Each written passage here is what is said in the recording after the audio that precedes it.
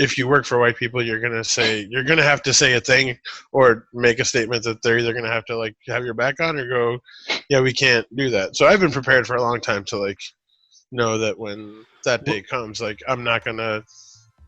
I can't work for someone that doesn't agree with something that I've said, and I'll cross that bridge when I get there. I've thought about this before. That's why I thought about it in this case. What I do in the theater is I just keep saying things and just waiting for someone to challenge me on it. Nobody ever challenges me on it. It's great.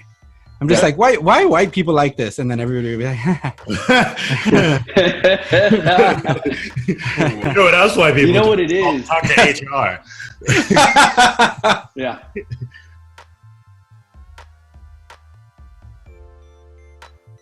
Do you guys want to just keep working on like titles and shit like that? Because I'm like kind of itching to get a logo together. You know what I mean? So do you guys feel like I'm down to talk about it? Or do you guys want to get into the pod first and talk housekeeping after? Do you guys want to do? I say we. If I don't want to talk about it, we don't have. If you have, what's that? I say we get into it and talk after. Let's do it. yeah, me too. Something might come up.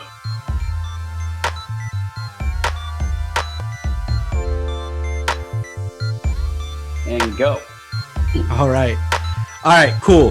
So I'm just gonna go ahead and introduce myself because this episode is my choice of series. So I'm Tony, and I chose Aliens, and we can go around and introduce ourselves, and I'll get to the intro. Kyle. I'm Vin. Oh, Chewy. nope.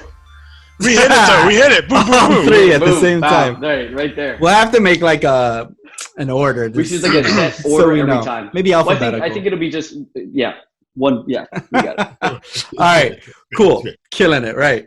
Killing it. So this week we got Alien series, and we very specifically did not include the final two installments that were like installed after they were made, but it was weird. Anyway, I'll go through the series and explain when they came out so that we all know. So the series consists of the movie Alien, which came out in 1979, directed by who's that? Ridley Scott. Yeah. Then Aliens, which came out in 1986, directed by James Cameron. Then Alien 3, which came out in 1992, which was directed by David Fincher. And lastly, what? That blew my fucking mind. Yeah, totally forgot that was him. Oh. Did it ever? I was like, oh, this is fucking Fincher's first film? Fuck. Yeah, we'll get to that. We'll get to that. And then we have Alien Resurrection, which was directed by some French dude. I can't remember his name. Jean-Pierre Jeunet. Yeah, there you go. The guy who did Amélie. City of Lost Children. Amélie. And Amélie, City of Lost Children. This was and the Amélie of Alien films. And then, so the movies that we did not include, because in 2012, the movie Prometheus was made, to which Ridley Scott replied to everyone's questions if it was about Alien. No, it's not.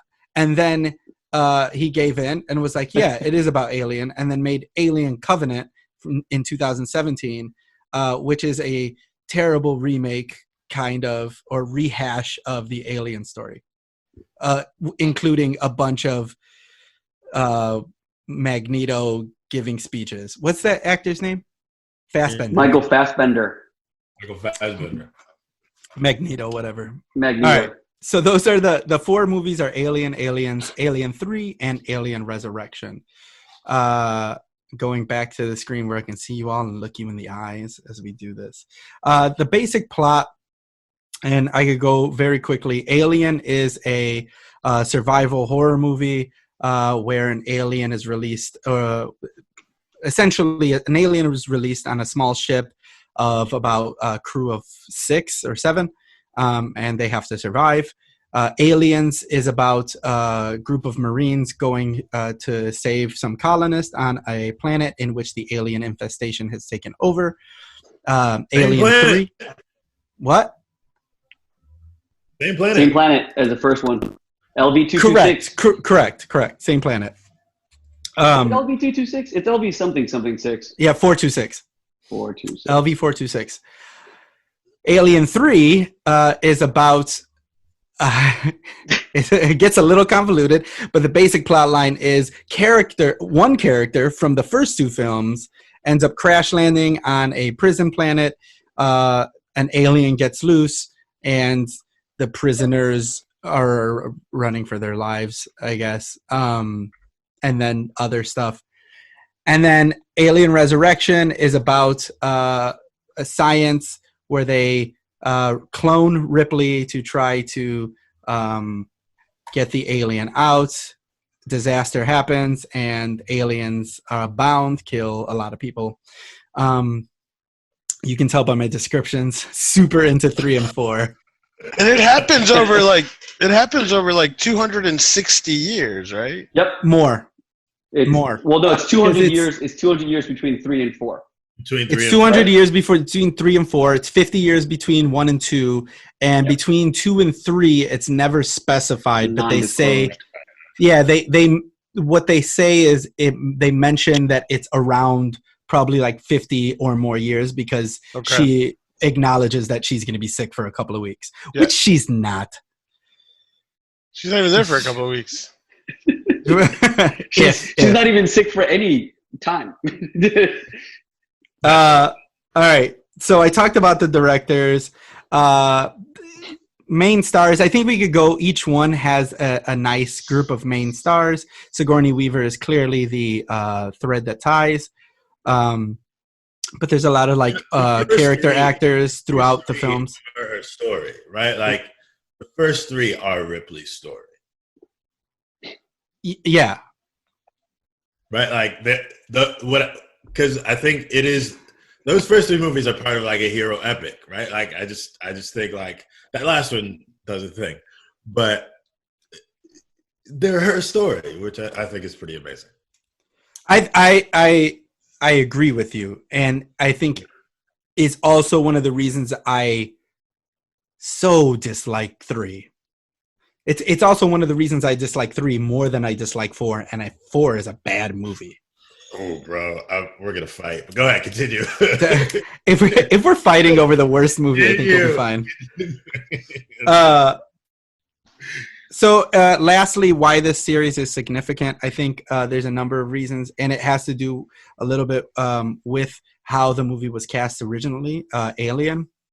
Because you had one of the main stars of the Dallas TV series, and I believe the guy who's dressed like me. I can't remember the actor's name. Tom Stewart. Harry Dean Stanton? Hold on, let me get the names. No, you keep talking while I look it up.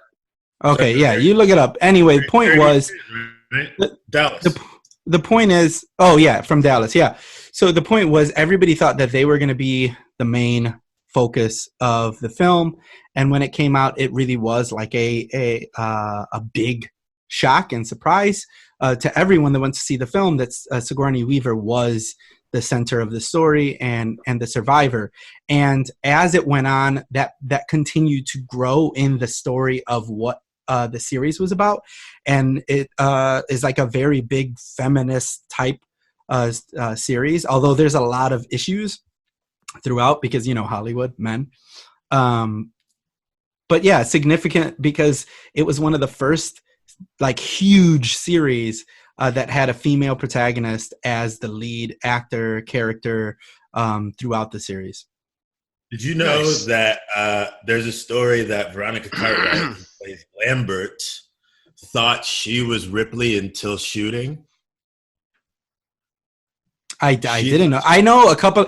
Alien is a funny movie because Ridley Scott kept a lot of information away from his actors. Well, what I heard from Ridley Scott, like I listened to an interview with him, and it's like, you talked to Ridley on a first name basis, bro? Yeah. So what I heard from Ridley was a legit interview where he's talking about it, right? Like, and he's like, "Oh, that actually wasn't. It's everybody says it's my call. That it was my call to make it a female protagonist after it was written, but I actually was just like the hired gun, right? Like the pressure was coming from the studio." Not in terms of like, you have to do this, but more along the lines of like, would you consider this? And I ran with it. It wasn't my idea. But then I was like checking through some of the comments, and this is total hearsay, but somebody pointed out that like, and this is not uncommon, like at least not as uncommon as we like to think, but that Veronica Cartwright thought that she was Ripley, and Sigourney Weaver came in because of Pops was like a bigwig exec to play Lambert, and instead that pressure put her in the role, which I thought was like an interesting bit of conspiracy theory. It sounds very Hollywood. It sounds super Hollywood. It sounds very also realistic. Sounds like an incredible decision to go the way they went and not the original plan. Mm-hmm. If that was the original plan. Yeah. Because Sigourney is chef's kiss. Just oh yeah. She's amazing. She's perfect, obviously. She's amazing. But Veronica Cartwright was around, like she had been around a long time. Like she had a solid career under her belt. So like Right. She was a name, right? Like in Hollywood terms, she was a name. So executives would be thinking like she's a better sell in terms of like box office numbers at the time. But of course, Sigourney Weaver's it. She's it. Yep. And that's probably what's helped them age so well. It's going on to the grapes or milk thing, right? Say that again. That Chuy's segueing. Yeah, I feel like we're just kind of. Let's go back to the thing. We're everywhere right now. Before we segue, because that was a rough segue. Yeah. You nailed it, bro. It was a cry for help to come back to the censor. Right. Going in to what ages well and what doesn't, right? Yeah. Grapes or milk. One thing I'd like to note is cover art for the poster art. And one thing that annoys me every time I look at it is that the poster art for Alien was an egg, but it was cracked at the bottom and the goo was coming out. Yep. And it's like a huge thing that the eggs in the movie open at the top. Yeah. I know that like the artist probably had no idea what the movie looked like. They probably were like, hey, there's going to be an egg in it. And they were like, perfect. But that didn't age well because the eggs become so iconic. Yeah. Although it's a dope piece of art. It's fucking incredible. The font. It is one of the most sort of recognizable. You could take all the words and all of the logos and everything off of it, and it is like an instant recognition thing. Right. So with that being said, the font is perfect. The what? The font choice is. It is. Oh my god. Go starting in on that and letting and building right. We look at things like the font. And I will say the font is amazing, and the opening credit of Alien is my god, amazing, right? So what are the things? Incredible. What are the things that we see? I think throughout the series that like age really well, like that are amazing now, no matter what. And then what are some of the things that we saw that were just like, that's old. So the first thing that instantly jumped out to me was when you sent out the prompt and we were watching it. It made me really fall in love again with that opening sequence from Alien, and how much I loved actually making models of the spacecraft and then shooting them practically, and how fucking awesome that shit looked in the intro for Alien. Yep. And then by the time you get to 3, it's like, what the fuck are we even looking at? This is trash. Because they lose all of that genuine, that like gritty. You list like it's lit beautifully in that. It's the beginning of digital. What's that? Yeah. 3 was the beginning of the digital revolution in Hollywood. Right. But like the graphics are great. The font choice is great. The fact that the letter forms are kind of fuzzy because it's like old. It's old like plating. Design, ship model, all of this. The font is perfect. The fact that things are lit in certain ways. I think light is always kind of one of those things that even throughout all the movies up until the last one that I didn't much enjoy. Lighting is still incredible. There's a huge contrast between in every single one of the main sequences about dark and light, the shadows and light, sort of really harsh, lines. So I think those are a couple of things that really stood out to me as they stand the test of time. I think for me the look of the alien, the design of the alien, like from that character from the first one through the fourth. They managed to. I know there was in the third one it popped out of a dog, right? So it was a little different one, and then whatever the hell happened in the fourth. It had longer forearms. Yeah, but the basic concept of they still got those moments where they got it up against a wall or like curled up in a ball or whatever. That stuff always looks really good. I think that the thing that got really wonky was the pacing of them. They went from like the first one to like a music video. Yeah, exactly. Yes. Yeah. Right. So those things were a quick thing that I don't know that, but I think it's also a function of the time, right? Like this is the attention span of everything and like the abilities of everything made it so that like you had to speed everything up. So I mean, I'm sorry to kind of echo that real quick. Just one point.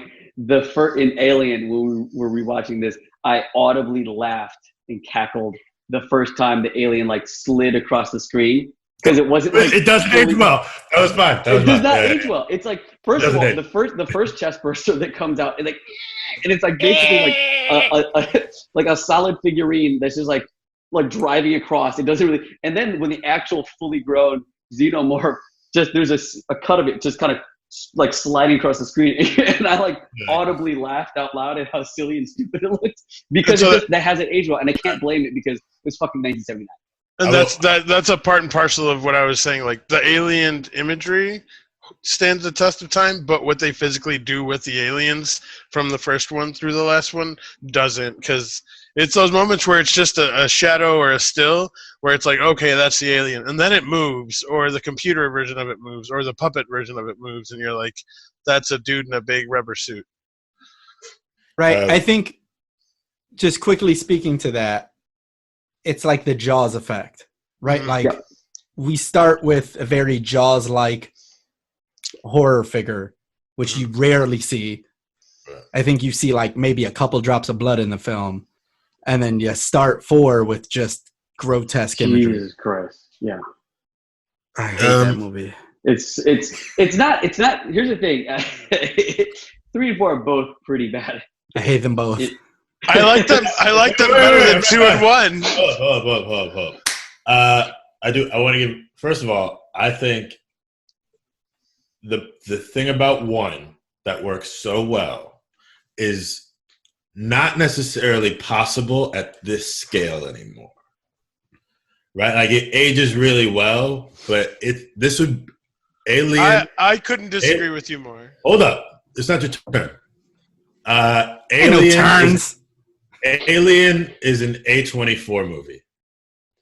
Like in the scope of what we do today, Alien would be an A24 movie, right? Like it would not be a Warner Brothers product or a 20th Century Fox product. Like obviously 20th Century Fox doesn't exist, but like this is not like that kind of collaborative effort, and that's what it was, right? Like the DP is like wildly involved with the choices that the director making. The lighting is wildly done on camera units, which is why we get so much darkness. Like the collaborative effort that happens in this movie in Alien takes so much time. And honestly, I think this is a really complicated thing. I'm gonna just say it. I think it's so wildly feminist at a different wave. In a wave that doesn't exist. Right? Like in the zeitgeist right now. In terms Absolutely. Of how and I think 2 ages quite well. James Cameron is like doing his thing in this one. But 1 is a fucking masterpiece. Like it's so perfectly a time capsule of what was available at the time, done perfectly well, while also remaining timeless. I will say, I think 3 ages like a charcuterie board a little bit. Like, oh. So you're saying as in like if you leave it some things you like it starts to mold like, and get really disgusting? Like it's kind of like it's got some interesting stuff on it, but you're like, is that a cockroach or just like we're doing this now? Oh my god! And the last one ages horribly. The last one is like a Missy Elliott video mixed with like a clear ripoff of Jurassic Park, and just all of the things that I like. Underwater guns, man. They're shooting guns and shit. Dude, they're shooting guns underwater with the alien that I saw fall in lead. That was awesome.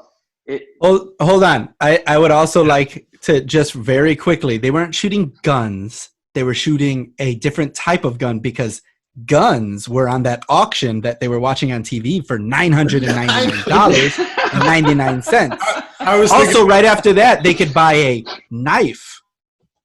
Yeah. Also, Winona Ryder had boxing gloves on, and I was like, "Yeah, why did that happen? How did she get them on? Like, what's happening? Why?" Wait, I have a question. When you said that a movie like this couldn't be done today, we went into that talk. It wouldn't be done today. But let me hold on. But we went into that talking. The catalyst for that point was talking about the pacing of the movie. But then you started talking about how it got made. So which of the two was it? My catalyst was not the pacing of the movie. Well, that was where that statement came from. Like that I thought. That's why I'm qualifying it. No. That's why I'm asking. That's why I'm asking. I'm saying that the amount of detail work that takes for a movie that is supposed to be a major theatrical release is that's a dying breed. It's why auteur filmmakers have to go to smaller studios now to get those projects made. Yeah, I would say the only directors that get that kind of that length of a leash is like the Coen brothers. Yeah. Who can pace a film slowly and actually have characters develop in a way that's like not the Hollywood norm. To Kyle's point, that a Hollywood exec gets his hands on the script and he goes, so this is a superhero team up movie, and Dallas is going to be played by Mark Ruffalo, and Sigourney Weaver is going to be fucking whoever, and then we're going to have like four Scarlett Johansson. It's always Scarlett Johansson. Be like four A-listers, 2 B+ listers, and then a couple of C-listers, and we're going to shoot on everyone's schedule, so none of them are ever going to be on screen together, or in the studio together. We're going to shoot it all on a green screen, and we're going to spend $250 million making it. We're going to make $2.5 billion worldwide, and it's going to be just a ton of explosions and shit like that. Honestly, the proof is in Alien 3. Alien 3 is what happens when the studio gets too much say-so, right? Like the fact, and this is why I kind of said I want to roast it and relish in it a little bit, because I think there's a lot of things, a lot of choices that David Fincher wanted to make, but because it was his first feature, he couldn't overpower what production was going to say. There's too many fucking hands in that. He actively ignores that film. Like he does not ever take credit for making that film. Right. We'll talk about it, but yeah. I think that here, we'll talk about it. I think from here, right, so for me, age well, I think I agree with y'all on most parts. I think the production design specifically ages beautifully. I think you can tell, even though the computers are old, right? It's fine. It doesn't bother you. No, it doesn't absolutely. bother you that they're old because the sound and everything else, the aesthetic is so perfect for it. It fits, right? It's not like Star Trek where you have futuristic touch pads and then you have those green computer screens. You have a green computer screen, but then you have all these random buttons. And it's kind of funny when they press all the buttons now because we know that would be silly, but it works in this world. I think that works really well. And it shows, I would say, if you look at a movie that was a clear ripoff of the movie Alien, which was Life, they actually did have a set that very accurately portrayed the inside. It was tactile, right? It wasn't green screens. It wasn't made up pieces that they had to touch. Although the alien was stupid in it and the movie sucked, that part was cool. So I think that ages well. For me, I think that things that don't age well are the same. I think that at trying in 3, there's so many problems with 3 that I don't really blame. And like, I don't blame Fincher for anything. I think it is a super dated movie because of the way it was made. I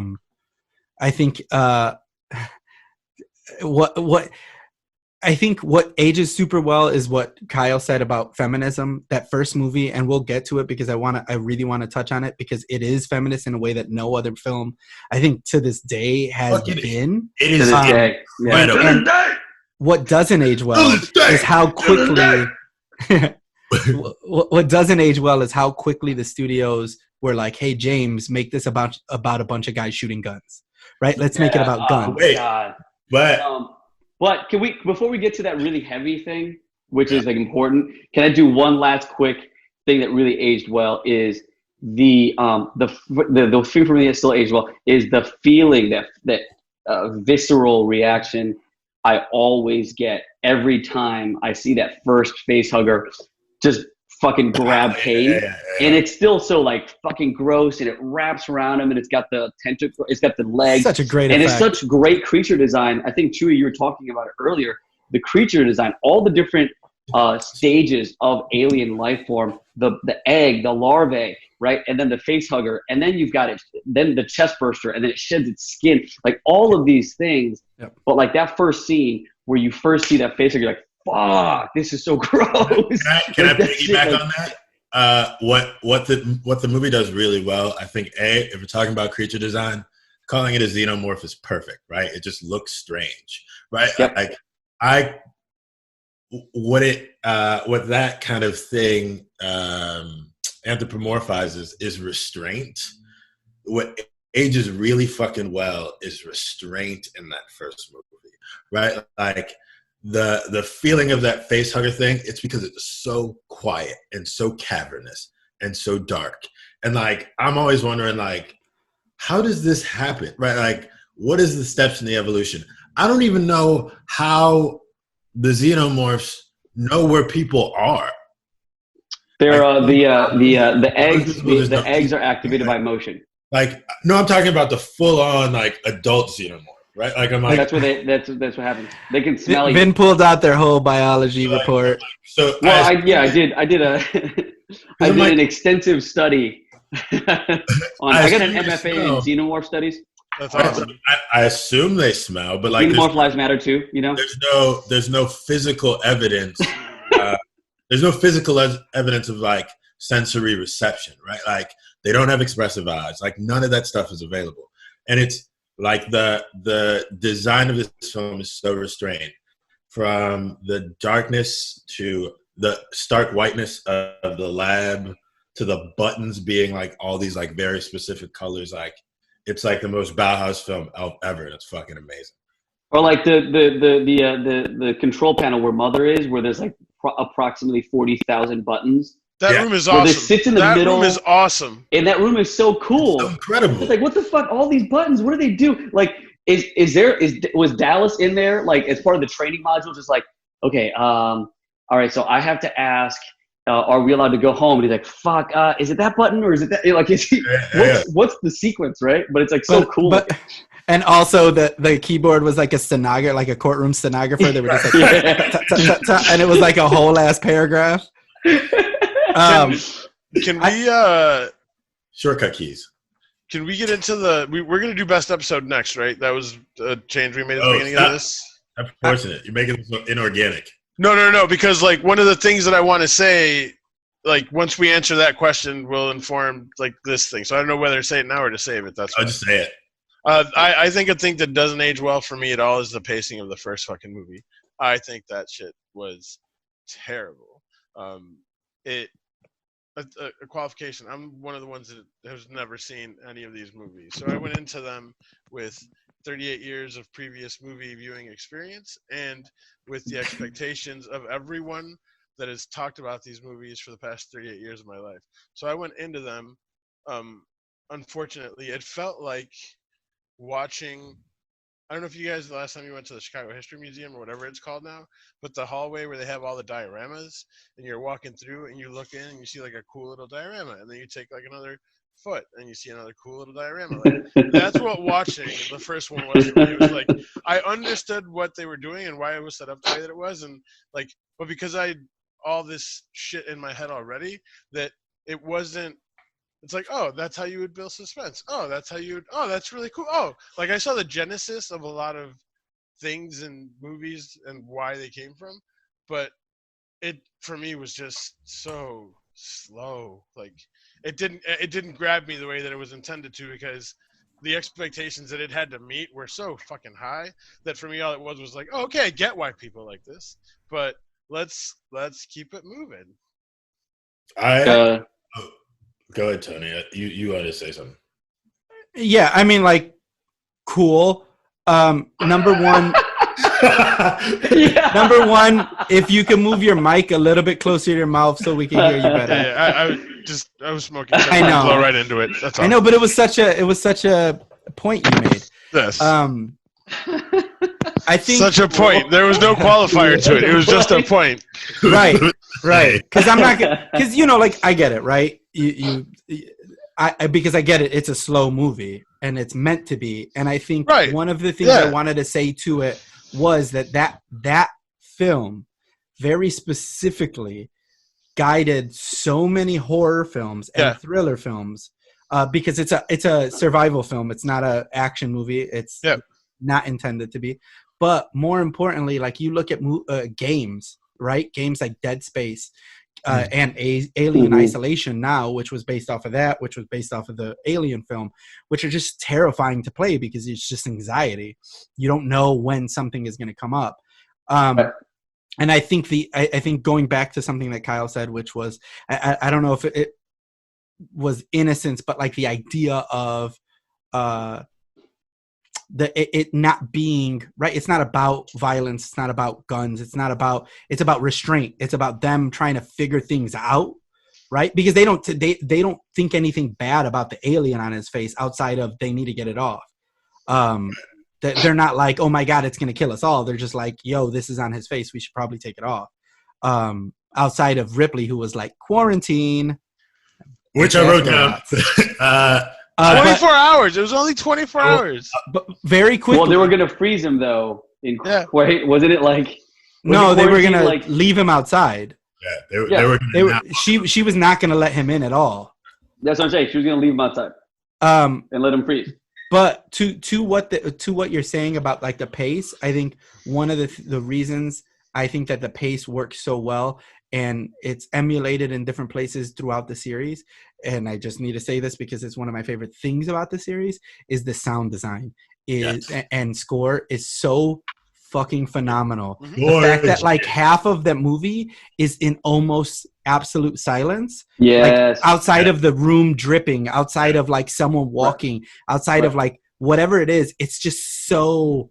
Yep. It's atmospheric. It completely it makes you feel like you're a fucking 100 million light years away from everything in space, isolated. It's like a vacuum of sensory stimulus, right? It's really great. And then the second one happened, and that score was fucking trash. Yeah, but the sound design was still good. The sound design is fucking great. Score, soundtrack, awful. I want to talk about. Wait. I want to address the pacing thing real quick. I get it, right? Like I totally get it. But what works about it for me, and I'm looking at my notes, and I wrote gorgeous so many times, but I'm thinking, and it was actually Brett is the guy who's dressed like you. Rest in peace. Yep. Rest in peace, Harry. He's the first one. Harry Dean Stanton. First one the alien took out, the xenomorph took out. You ever say anything but right? Every time Kyle says something, you say right. The most interesting part about the slowness of it is that these people are not warriors, right? Like I immediately, when they like woke up and went to business, I immediately thought of Armageddon and how much, oh my God. Like where it's like, what's with you in that movie? It's fucking. This is the second time you brought it up in like 3 days. Look, that is 90s logic. Let's take a person unqualified and give them a really important job, right? Like, and so to me, I was like, yo, space is really difficult. But all of these people, when they wake up, know exactly what to do until this happens. And so the amount of of stillness and the amount of silence is like, right, because they don't know what to do, right? Like, and it lets everything be fuller. I wrote like Brett when he's getting the water, when he's like standing under the water. God! Like, this is too long, and it's amazing. I literally wrote that. My note for that, I wrote a note about that as well, and it's like, what's dripping? And why is Brett just letting it drip on his face? Like, what the fuck? He's like, he doesn't know what it is. Bro, he's a dirty man. But he's a dirty man. First of all, but the thing is, the scene was great. It was tapped out. Great. I could like taste it when it hit his face, right? And I kept thinking that, right? Like, there's such an incremental build of environmental like things that shouldn't be, right? Like, at first I was like, yo, they're just smoking in the space station. Cool. Cigarettes is on every one of my movie notes. I was like, cigarettes? But everywhere. Every space station, everywhere. It's great. I smoke so much watching these movies. Fucking Kane has a cigarette in his hand in the poster behind me. Yeah. Like, Kane's holding a fucking cigarette in his hand. Things getting wetter, breezes blowing chains around. I was like, where's this shit coming from? But it's amazing. Like, to me, it's like, it's literally one of the most truly expressionistic types of this film that I've seen, where it's like, I'm letting that happen because it starts out perfectly. So whatever they build, because it's so still and sparse, really resonates. Yep. I feel like we're God, that hall, that mess hall. It's the Matrix Part 1 is Aliens Part 1, and then the rest of it are the Revolutions, and that's I would argue. I will contend that point. Some of the things that we've been saying, like if you would take them out and drop them right into what we recorded last time, would sound like you could swap chunks out. And my point in saying that is, that's good. That's for good films. That's right. Yeah, no, I get it. And so like my the reason that I would say all that, and the why there's so much division about 3 and 4 and all the other stuff, is because basically there's no division about 3 or 4. We all hate it. We all hate this is what I'm telling you. I think those I like those better than 2 and 1 because no, listen, I'll tell you why. If we're judging them as a trilogy or a series of films, 2, 3, and 4 should never have fucking been made. They have nothing to do with 1 at all. Like, other than... No, 2 could have been made. 2 definitely should have been made. 2 was made... They were all made for the money after the first one, which is a good reason to make movies. No, but 2 could have been made separate from 1. That's what I'm saying! Like, it didn't need the source material of Aliens to be a movie. Like, you could have started that shit from there, and like... Right, and so my point is... It could have been standalone, but I think it is indelibly linked to 1, though, because the actions of the 1 aliens precipitate the actions of... No, not because of the aliens, because of Ripley. No, because of Ripley. But the actions of Alien precipitate the action of Alien. And 1 has a truly episodic ending, right? Like... They both... 1 and 2 end so weird. Like, it's like, movie's done and credits. Like, wait, what the hell? But, like, both of them are like, and we're done. Like, what?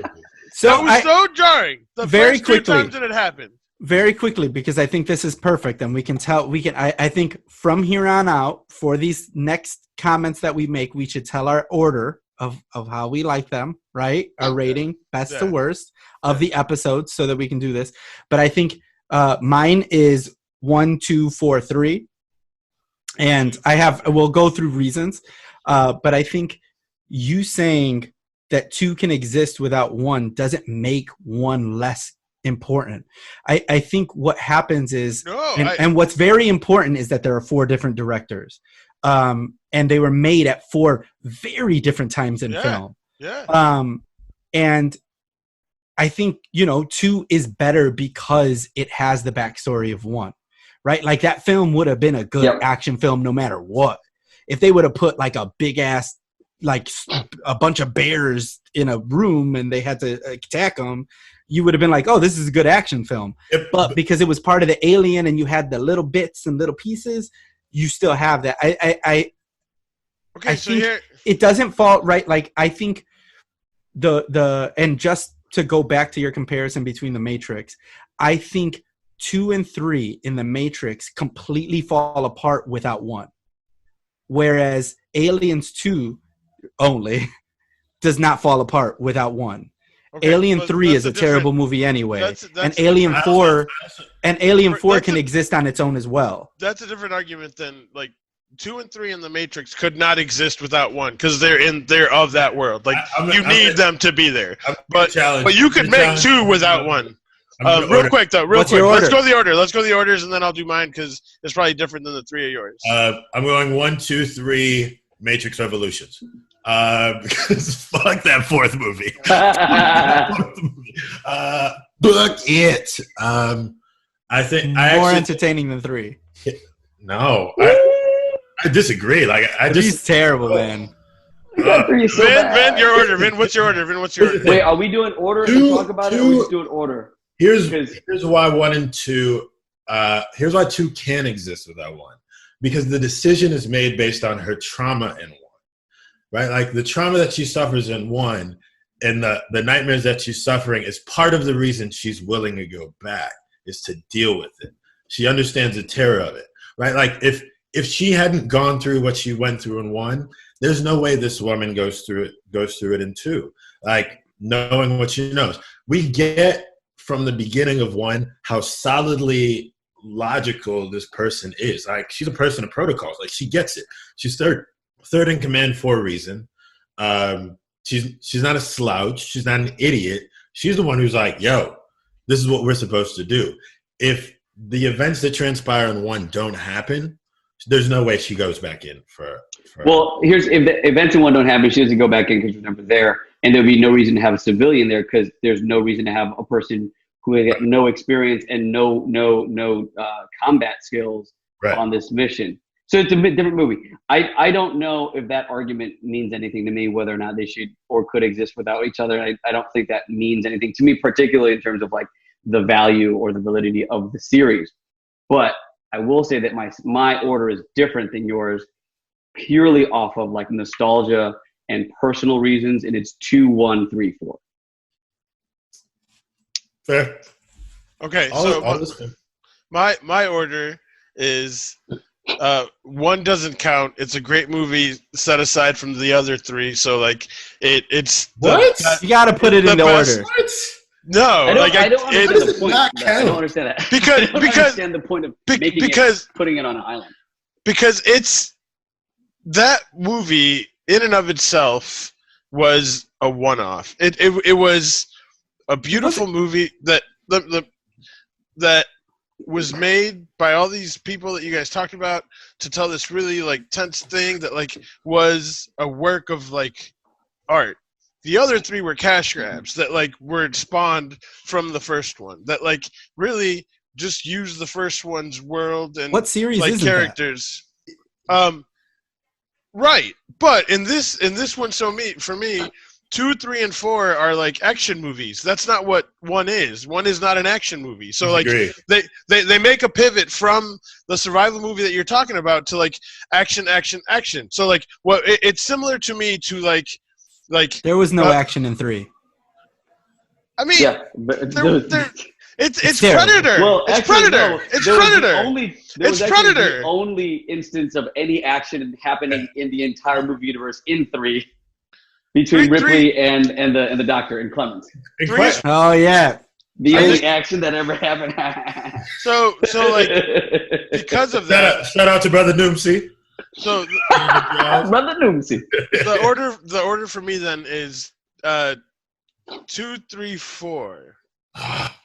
No, okay, hold on. I gotta push back. I can't even. It's part of the series, no matter what. You can't decide that it's not part of the series. It's part of the series.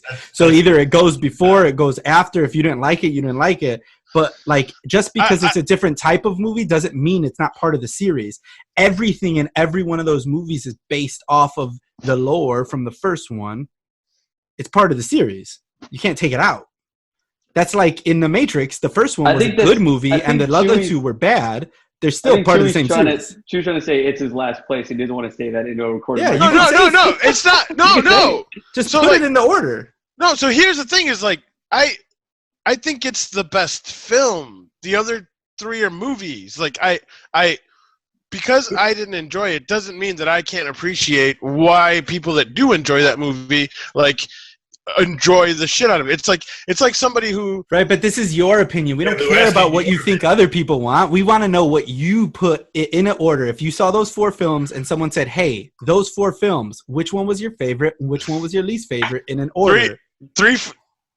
then that's 3, 4, 2, 1. Then yeah. Yeah, see, fucking eat that. Like, I own mean, that shit. But Yeah. I mean, it's just That's only fine. because that's. I don't think That's it's fine. the That's worst, your opinion. but I don't think it's the worst movie of the 4.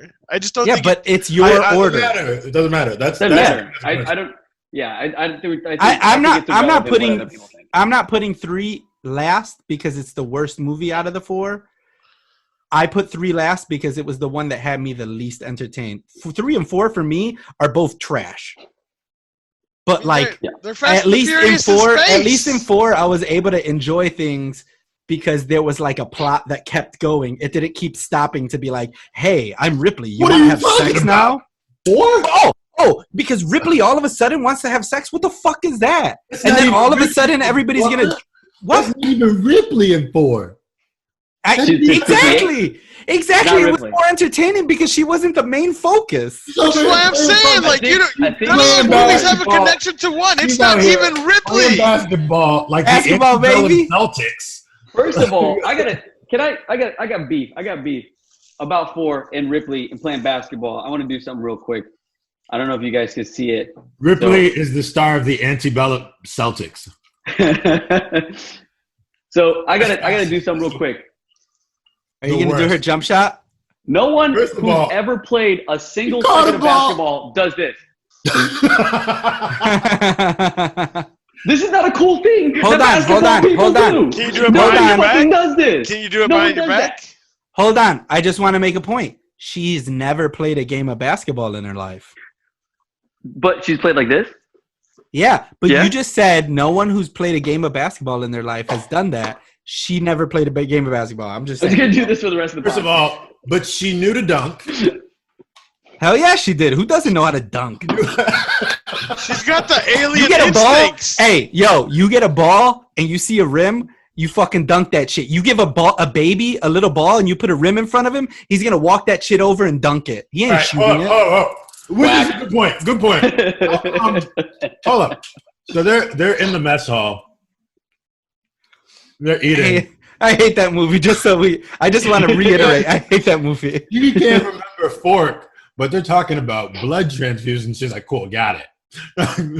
Like, fuck. Wait, but the best thing though is she goes in worst. one scene. He goes fork, and she goes fuck. Fuck. And then the Fuck. the Oh my guy god, goes- I hated that. And then the guy goes, she's operating at adult capacity. He's like, no, Doesn't she's even not know a fork. child. Doesn't even Fork. Yeah, she literally just said fuck He instead said of fork. fuck, and What the am guy I- goes. What am I supposed to do with? No, who she do says I have to fruit. fuck She to goes get off fruit. this Oh, boat? Oh my god, She's that operating was at also a complete adult terrible capacity. line. Who What's do I it- have what's to the novel fuck to line? get off this boat? Oh my god! I Where wrote did it come down. from? I was like, 2 of these women are really not real, and the other 2 are not real also. Like, I was like, It's what the fuck is ridiculous. happening? That, All that right, line all right. was so bad. That was line was so just bad for that Gary Jordan responded like, he's like, what the fuck? Why would you say that? Like, he in the character was like, who is this? I feel random like he fucking didn't guy? know what movie he was in. So No, he definitely did not. when the pirates or whatever get on the ship, what were they being scammed for? They're What was the- balls. They're balls because the guy literally just was like, What was that thing supposed to detect? It didn't detect weapons or metal. Like, this, mind you, this is like 300 years after doesn't- they were mining from different planets, and their fucking scan system is a guy with a glove oh, waving it over their chest and their balls. But he Welcome- doesn't wave it over welcome- over his hands where the guns are. welcome to Like, Jurassic Park. That's all this fucking movie was. All right, so while because 4 talking shit about 4, we could roast it all day. But we could go back now that we've all got our orders. Yeah. So out of all the characters, who are you recasting? One major role. And we could say, here's the thing, because none of the movies had repeat major roles, it has to be one of the main characters in the movie. So it can't be like It can't be like the guy behind Vin, the General Perez. Can I? Ooh, I got it. Damn it, but look at the lighting on that shot, though, bro. Look at the lighting. It is great. Hey, the aliens look better in 4 than they did in 3. They definitely do. He was eating a lemon. It was like, oh, scurvy, I guess. So I got it. Eric Bane, I believe, or Bine, who plays the kind of like good Marine in 2, who she flirts with. That's Michael Biehn, who plays Hicks. Michael Biehn, Hicks. Michael Biehn is the crazy dude in the fucking Abyss as another Marine a couple of years later. I was like, yeah, don't worry, he's going to go crazy in like 2 years.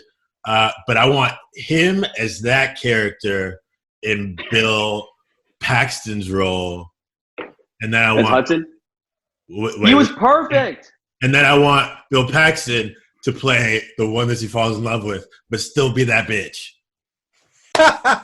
That's not only a recast, that's a rewriting. Like I want her to fall in love with a bitch. Where he's like got his arm, she's like helping her aim, and he's like, game over, man. You're like, oh. So the thing is, Hudson's not a bitch. He's actually a badass. He's just a fucking whiny one. Like, he's killing shit, and he's like shooting these guys down. He's still like his personality though. Hudson is great. I love him. How dare you recast Bill Paxton? He's so great. He's like, no. Here's what I wrote down. So great. I wrote down. Game over, man. I love him. Game over. I love this guy in this role. I was like, I think I do. But I fucking love him. He's so good. He's so good. He's exactly what you need. He's that guy that needs to get smacked in his fifth place. All of my notes from 2 are basically Bill Paxton lines.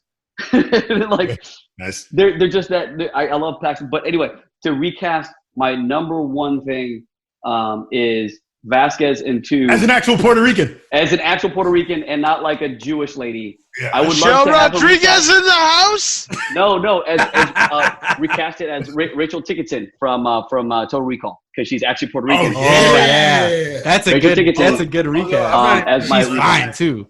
I'm not even lying. Also, I was feeling Vasquez. Yeah, me too. Like, you know what? You ever been mistaken for a man? Nah, have you? That's a great line. Nobody has. No one has. By the way, the booty shot in 4, which is hilarious, so good but hilarious.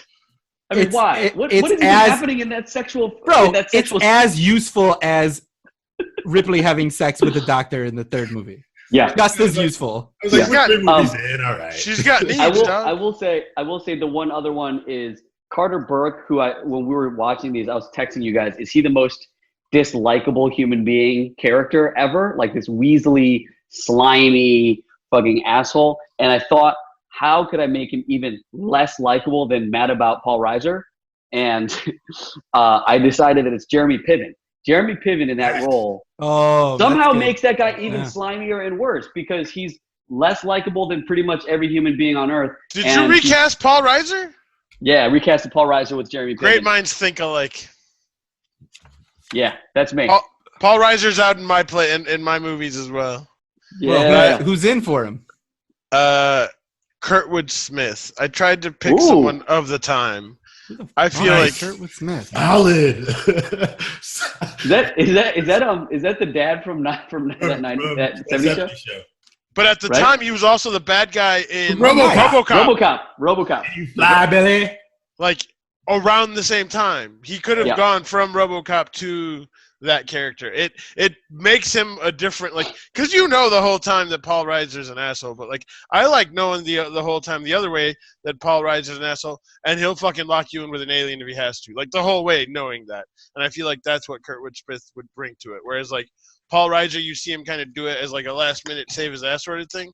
But I like the let's be mean from the jump the whole way and terrified of this guy.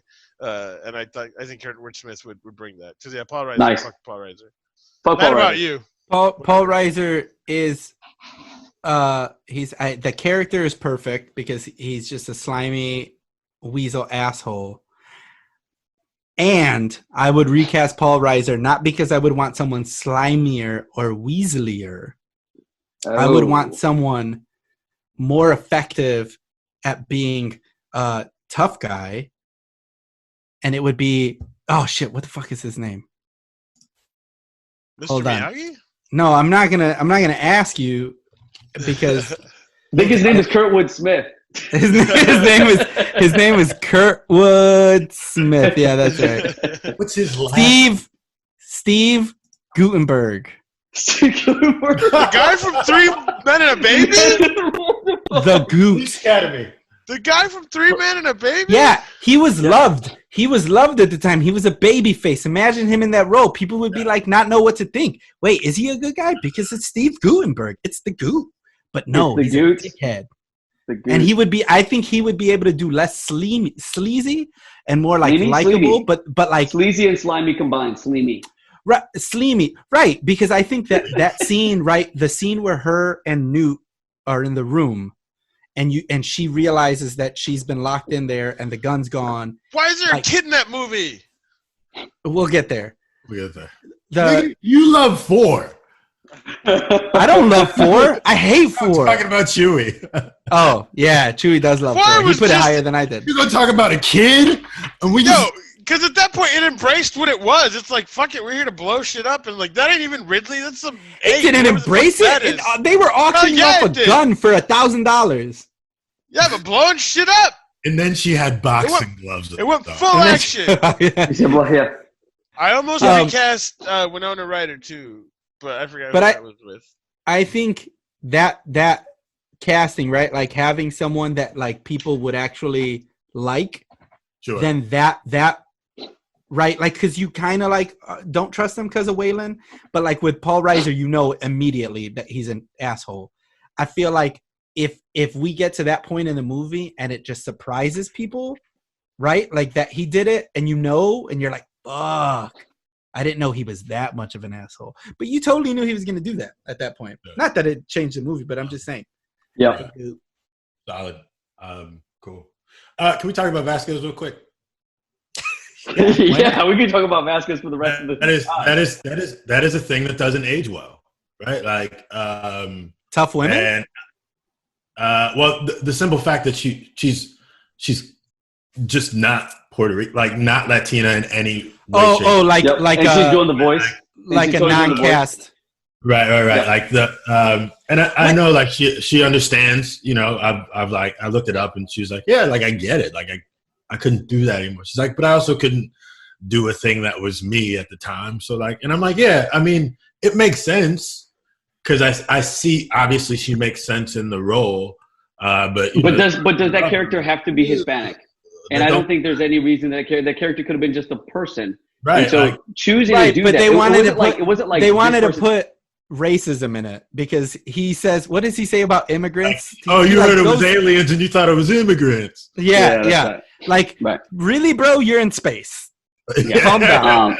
Also, robot racism. There's a lot of robot racism. I mean, I think that hasn't aged well for sure. And I also think even the way that she's treated, to be quite honest, she's a badass. But I think the whole like, oh, she's a tough girl, so they're gonna make guy jokes about her. They're gonna make dick jokes about her, and it's like maybe that's how it is in the core. But I think I think Cameron clearly treats women in a weirdly like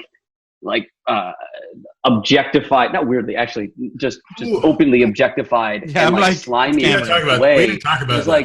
There's like a weird and like across all movies as well. Yeah, I got a pee too. Can we take a real quick break? Right. Yeah.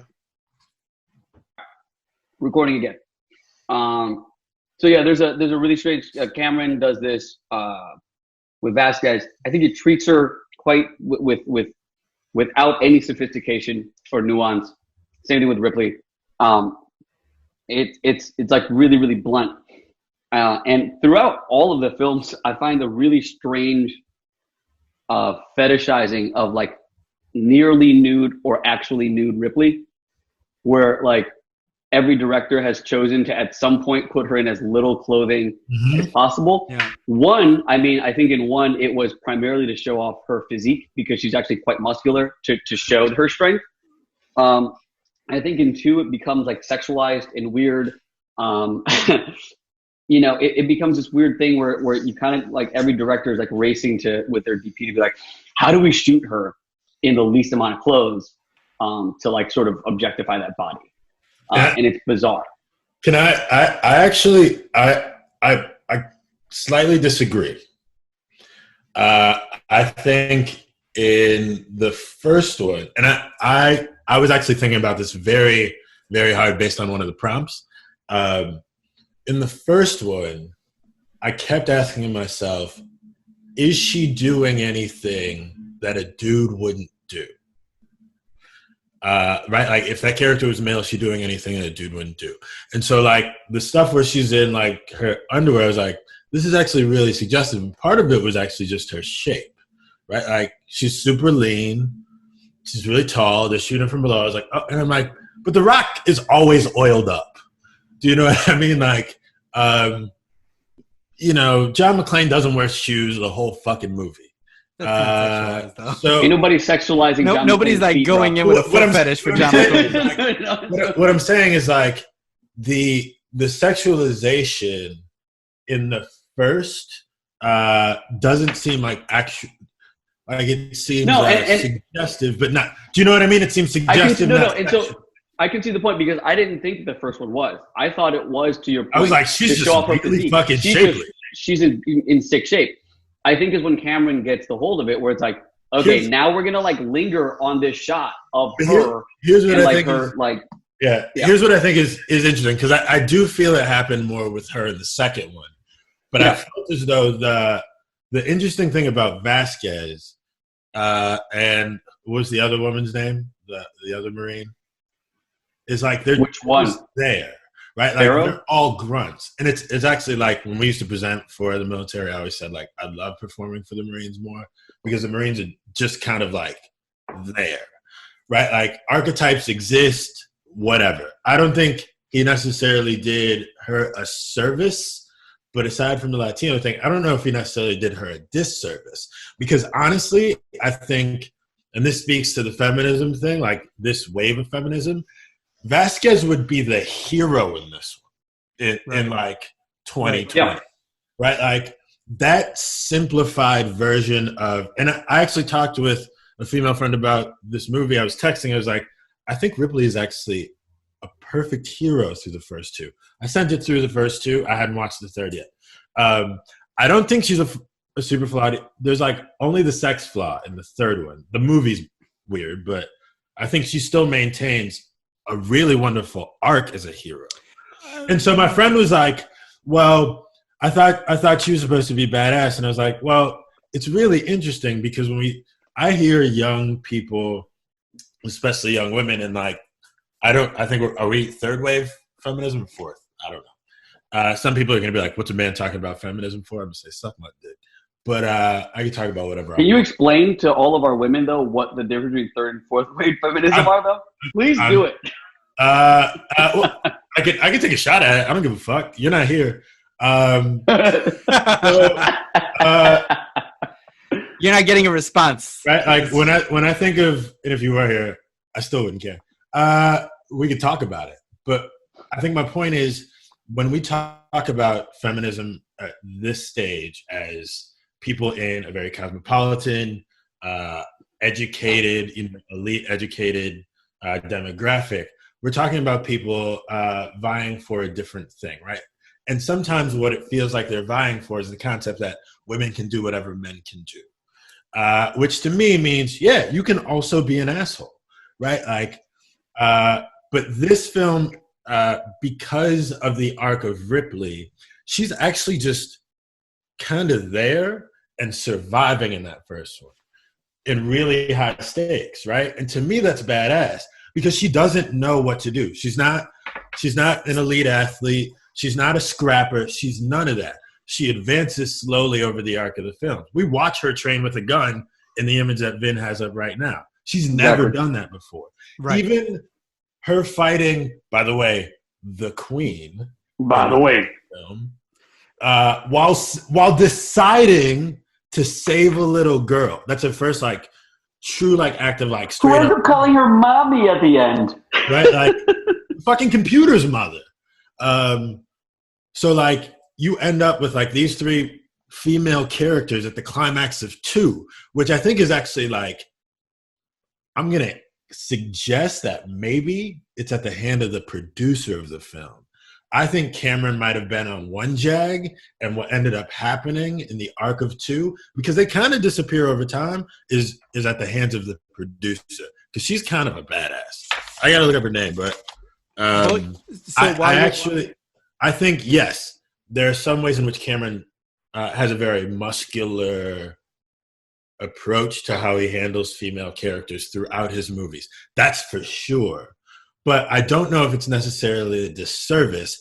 I think what ends up happening is because he does it so often, he ends up introducing a lot of different types of women in movie 2. More so than there's only one in 3. Yeah.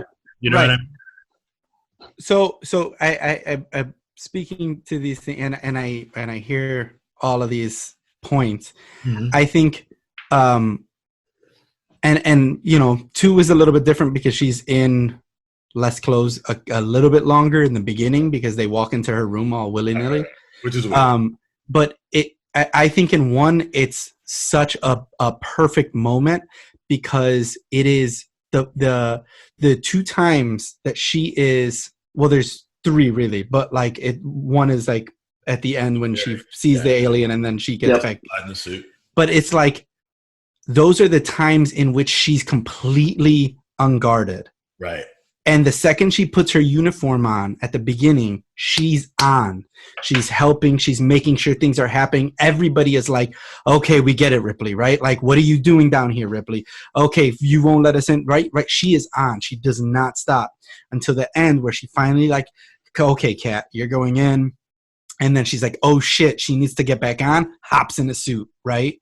I think in the second one, it's very similarly, right? Like, and I do think the queen is very important and very important to why there's a child in the movie, because it's about the motherhood and motherhood. Yeah. So I think that's super important because it's so much about that bond and that connection. And like the queen alien is not doing, like, she's not evil. She's not she's not a bad character. She's protecting her children. And I think that's the main important reason why there's that child there. But I think very much in a similar way, she is the entire movie for the most part when she is ready to go dressed, right? And she kind of gets into this position of vulnerability. And the only time she's like super vulnerable is with the little girl at the end when she's putting her in the pot, which is one of the reasons why I think that 3 is the least feminist, because it is very much her in scant clothes. They very much are like, hey, cut your hair off because men will get after you. And like, it's very like men explain to a woman how to make sure not to be attacked by men, and then men saving her from themselves, and somehow that makes them good. And her main focus is just, is there something inside of me? Maybe there's something inside of me. Something's weird. Can I offer a counter? I think not a disagreement necessarily. I think the world of 3 is the least feminist. And it, like, because I wrote down, I was like, Charles S. Dutton's pride at the end is the problem, right? Like, she wanted to do the right thing. And that's why I was like, I'm going to kind of defend this movie a little bit, partly because this is also about motherhood, right? Like, the most heroic thing she's willing to do is kill the baby that's inside of her, right? Like, she understands what those stakes are. And I don't think that's to be undervalued, right? Like, I think introducing this burgeoning female, like, hero, that's just a hero, right? Like, she's just a hero, who happens to be a woman, whatever, like, but introducing her into this, like, male society that's isolated and is only being held together by the fact that they're isolated from stimulus, is actually the problem, right? Like, it's a huge problem. She also brings the issue with her, right? Like, she brings a dramatic issue with her, both as a woman and by having a fucking alien inside of her and in the vessel. So to that Go point, in 3, just one thing. I have a question. Did I miss something? Because it didn't actually seem like she was willing to make that sacrifice because she had to ask him to do it, right? She said, the thing that I need to do, I can't do to myself. I need you to kill me. That's why she stands against the thing, and he gives her the axe because I need you to kill me. She can't bring herself to do it. So she gives him the agency to do the heroic thing. She legit doesn't do anything heroic in that entire movie until the end. And then to the end, until the very end, it isn't until the absolute end where she does the molten lava thing, which in a year before then, Terminator had already done. So anyway. All right, I'll concede that. But to your sake, like I don't even think that 3, and I don't think that whoever was Fincher and the studio even cared about creating a strong woman character at this point. I don't think feminism was even anywhere within 100 million miles of their conversation. I think in 1 and 2 there must have been a conversation at some point, but heroism from her. I disagree with that, but I'll concede that the heroic actions were never completed in 3, and I felt like that was part of a lot of, because to me, like, we know David Fincher's work. The motherfucker's complete. Like, that dude is a complete storyteller in every shape of the word. And I can't imagine he was never like that. I felt like he got bullied. That being said, we cannot possibly be saying that 4 is more feminist than 3. How? I'm not saying that 4 is more feminist than 3. I'm not saying that in whatsoever. But what I don't think anyone's making that argument. No, but you did say that. You said 3 was the least feminist. Oh, not me. That was Tony. Oh, well, I don't think that. Okay, hold on. Then I will say that I think 3 and 4 are not feminist at all. There you go. All right. Yeah, they can't be the least. I don't think that either of them are feminist. I think, and just like speaking to your points, because I hear what you're saying, but like there are so many things in 3, because so in 2, while there's all this male thing, like guns, explosions, right? Like all of that kind of action comes in. Sigourney Weaver, and I'm accrediting her as an actor, does such a good job with the nuance of her character, being able to be in the world of these Marines and take control when needed and be part of the solutions, while being able to be caring and pull back and be able to be in the same world as Newt. Because she has lived what Newt has, right? She understands where Newt came from. Yep. And Newt has also survived. So I think that there's this amazing story there, right? Without the alien part. Mm-hmm. It's just her story of how she deals with everyone.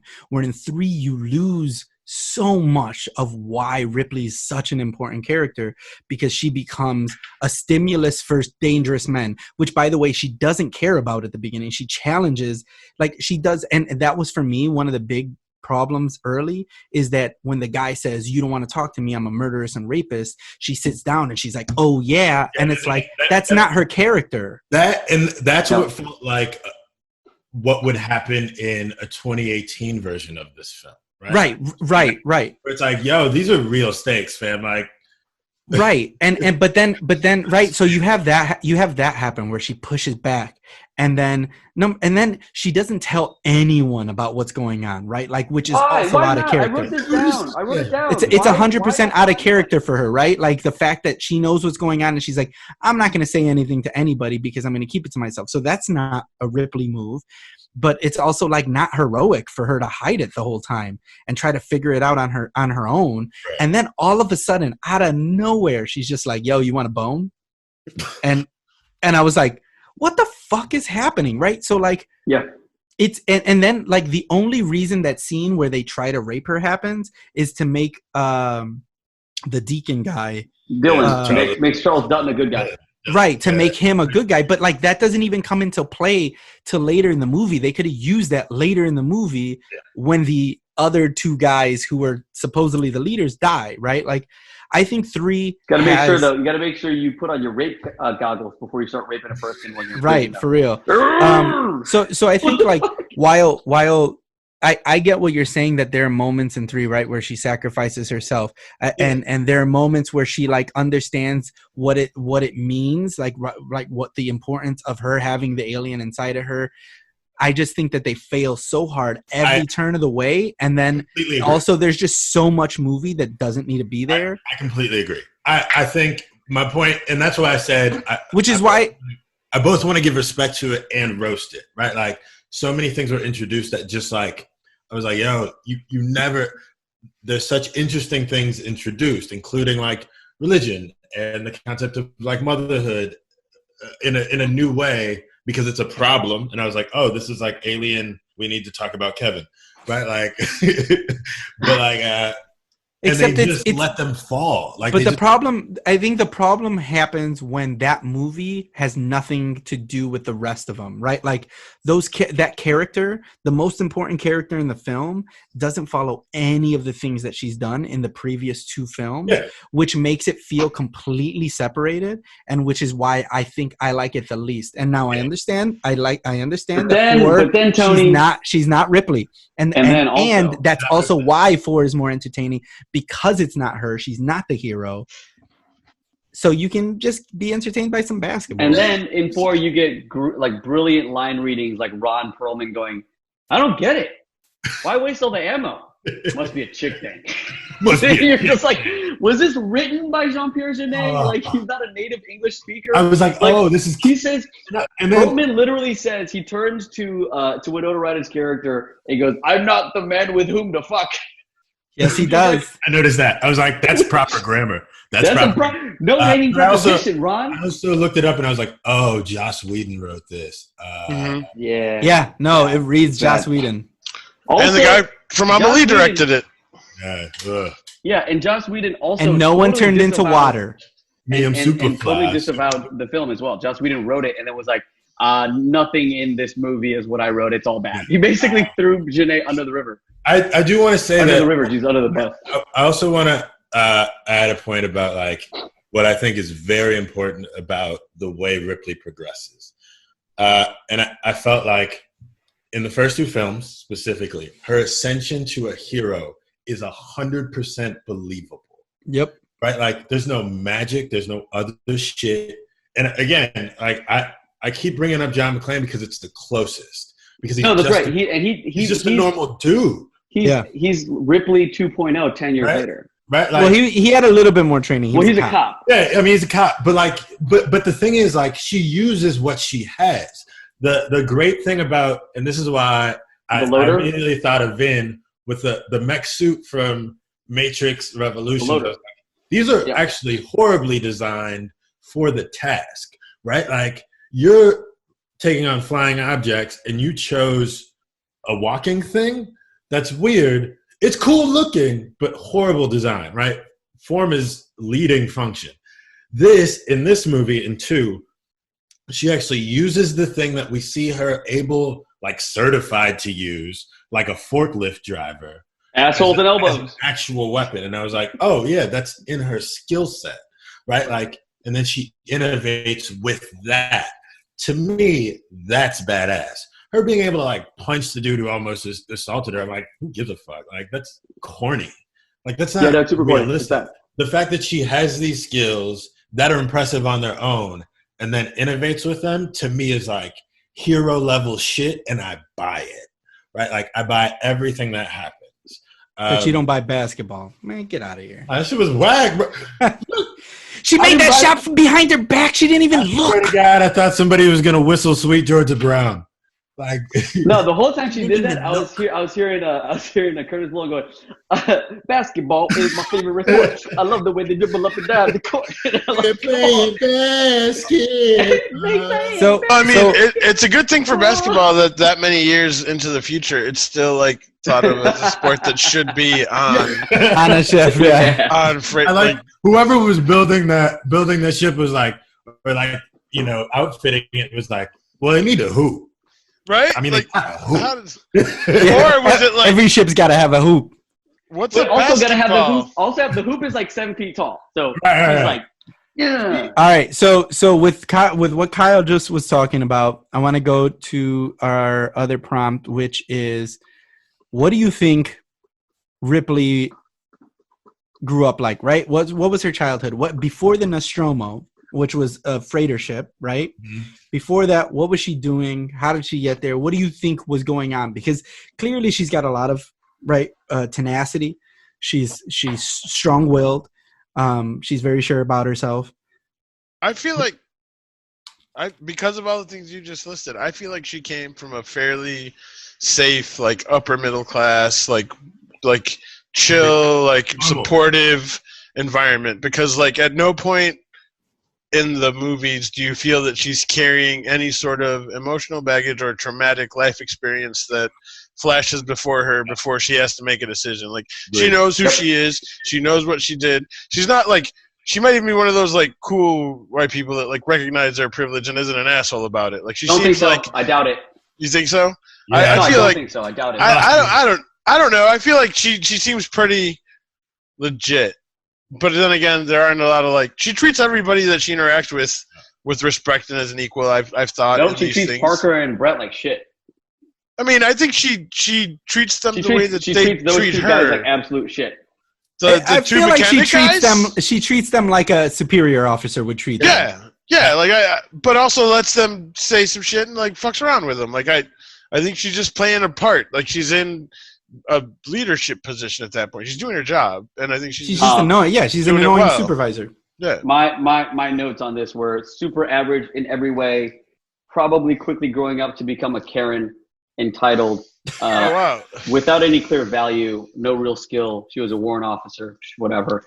I think that's the point. She's not supposed to be outstanding. She's not supposed to be heroic. She's not supposed to be whatever. These things manifest when shit goes wrong, and she has to do them, right? I think she kind of digs it out of her, but I don't think she has to be some heroic. Right? She's not like a straight A, whatever. She's just some fucking person. Right? And I think if I look at it like some fucking person who's a warrant officer, who's like third in command, so clearly not the boss and not trusted to be in charge, just kind of there, just happens to have a position, kind of likes to like flout that over the people below her. I think that stuff, I think she evolves. And I think to Kyle's point, she starts here and then she kind of just the arc, and she grows and she evolves and she develops all of these sort of like resilient, or not develops, but then she taps into this resiliency. But I think she's just some fucking person. Yeah, I agree with Vin. I actually agree with you too, Chuy, up until the point about like she might be a cool white person. I was like, nah, she probably isn't. There's a simple reason why she's she's too surprised about actual like the realism of protocol, right? Like the realism of protocol is that I framed it this way, like Tom Skerritt's character. Who's Tom Skerritt's character? Dallas. He's the captain. So like his character understands the politics, right? He understands the politics of being in charge, right? So like he's like, look, there's only so many ways I can actually approach this. Like and she's like, but the rules. And I was like, right. This is like in military terms, like it's like, second lieutenants, dudes who came straight out of West Point and are now in a ranking position over every enlisted person, period. Yeah, she's the one that has a college degree or an associate's degree. But no experience. But no experience. I mean, if I were in her neighborhood at night, she would think I look suspicious. She summarily dismisses and basically is just like fuck Ash, fuck Bishop, like just off of GP. Like to be so like who are teammates, who are legit, like to be just like I'm literally not. I'm not fucking with you no matter what. I don't care what you do, and I don't trust you. Like no matter what. Yes, sure, robots or whatever, but like robot racism, like it said earlier, to just operate from that point as a basis. Like no matter what you do, how long they've been out on that thing for fucking years together. She's like, I'm never going to trust you just because you're a robot, right? Like or anyone that looks like a robot. Speaking to that very quickly, because I do agree to a point. I think it's right. She has one experience with a robot that does something that traumatizes her, like, but that she immediately puts it on every robot for the rest of the world. Like, but that's no not true, robot though, can ever do trust it. Ash before he did that shit. but one, she goes, didn't know he was a robot. And Dallas goes, I don't trust anybody, which they pull Well, back in no, for. but she doesn't know he's a robot at that point. Oh, She just thinks Fair. he's That's right. because That's so right. Nobody knows here's he's a robot. and this Fair. is what I think, because like I agree with y'all for the most part, right? Like basic ass, like do as much as she needs to do to continue rising up. I feel like she hasn't been on the Nostromo for that long, right? Like Parker and what's this guy's name? Brett. They've been on there forever with Dallas, right? Like they've been on that ship helping him. Shout out to Yaphet Kotto. Ash was specifically a science officer who he's like, oh yeah, we docked and then pulled this guy on. This is his first mission with us, right? So she doesn't know. Nobody knows that he's a robot. So I don't think the racism for her comes from that. It comes from when she realizes that something that completely was not because he was a robot. It was just because Mother and the Wayland Corporation was totally fucked up. But she does the most Karen thing in the world, and she blames it all on that robot. Right. She's like, it was his fault. Robots are evil. Karen Ripley, I'm the not saying savior of our universe. No, but I mean, like, I do think she gets better. I do think that she learns. I don't think that she's a great human. I think what she is a resilient and a heroic character, right? Like someone who goes on an arc that continuously challenges her and makes her better and makes her make decisions, right? Like I don't think that 3 is that for her, but at the end it is a closing to her arc of being like, you know what, I'm not as important as the safety of the human race, as the safety of the universe. I am less important than making sure that these aliens are dead, and she takes it down with her. Right, like I get that, but can I rephrase? Like, no, you can't rephrase anything. I'm just saying. No, like, it's been recorded. She shows up as a 0. I mean this. She starts the movie as a net of 0. 0 is not negative, right? Like, I'm not saying she's -1. I'm not saying she's any more bad than. Because I think, like, when I talk about her potentially, I'm like, look, she's a rule follower. She's a sheep in the beginning, right? Like, most people are just sheep. Like, that's fine. Like, it's just a 0. Like, she's not good, not bad. I think like her, the concept of her being heroic only grows with her experience. The sad part is like, yes, like the default of many white people, right? Like, when you haven't been exposed to much, like. You don't, everything's xenophobia comes up, right? Like, right. Because you haven't been exposed. Right, because everything scares you. Right? Like, to me, it's like, I don't think she's inherently cool. I'm just saying, like, she's a fucking 0. Now, as a privileged 0, the opportunity for you to do wrong by others is something that I consider always. Yeah, I mean, I agree with you 100%. Mainly, especially when you're talking about like that room's so cool. I know, it's just I fucking love that room. Let me say my whole point with 3 button strokes. Amazing.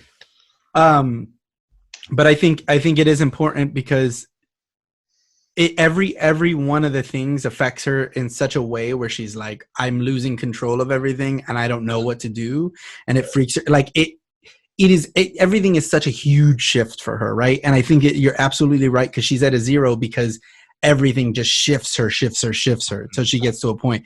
Like there's no, like, she's not getting back to even at any point. Yeah. She's like, literally nothing is bothering her, and then all of a sudden it's like, hey, I said quarantine, listen to me, and they're like, yeah, we're trying to save this guy. Is there an alternate retelling of the story where like Ellen Ripley is woke? No, she's not woke. She's the opposite. She's like all die. She's the white. She's like the white lady with dementia that wanders into like a black person's home and then like starts killing off everyone's kids and then fights the mom because she's in the mom's home, and it's like, and she's just like, oh yeah, like, or she, okay, like she wanders into someone else's home. If we talk about it, that's what happens in 2.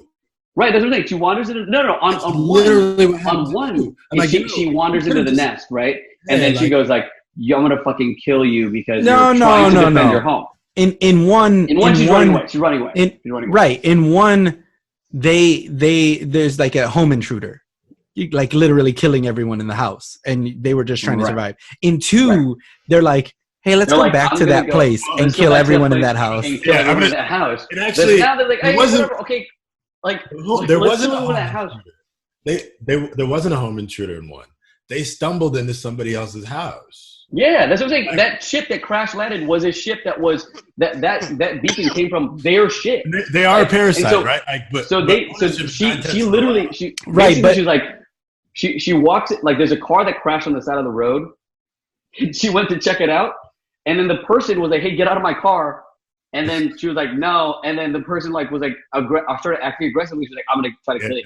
That's one. Car, And then in 2, she gets You look like away you- from the car. She comes back. Now that car, that whole person has a whole family now, and they've built a colony around it. They've turned it into their home, and it's a nice little place. And she goes like, "Yeah, you know what? I'm only gonna go with you guys if you go back to that car and fucking destroy everyone inside." Also, anybody? That's a fucking race riot. I would only say that in the first one it wasn't a choice, but it wasn't a choice by them. They were put into that situation. Not to say that Message. I don't think it aligns the same because like Message. they didn't. What? Message. I'm just saying. Yeah, I'm just saying. No, I mean, like, no, I agree with that, but Right, but because she was like, "Don't let anybody in my car," and then they pulled the alien into the car, and she's like, "I That's said right, Tony. keep that alien out." I mean, that's Yeah. almost like the cop defense, right? Like, you're protecting a servant because I'm following orders. I'm just following orders. It's like, yeah, okay, well, where does culpability start and where does it end? Because like, quite honestly, you're still stepping in. Devils. You're still you are on the side of a colonizing force. You got to open your third eye, guys. No, for sure. Everybody listening, open It's your bang, bang, bang, I like it. It's bang. complicated. Open your third eye, guys. Fuck. So Yo, did we just get super hotep on it? Yeah, we did. Also, 5G. But oh my god, oh my god. I did title the climax of 2, 3 girls, an almost guy, and a spaceship coming to CBS.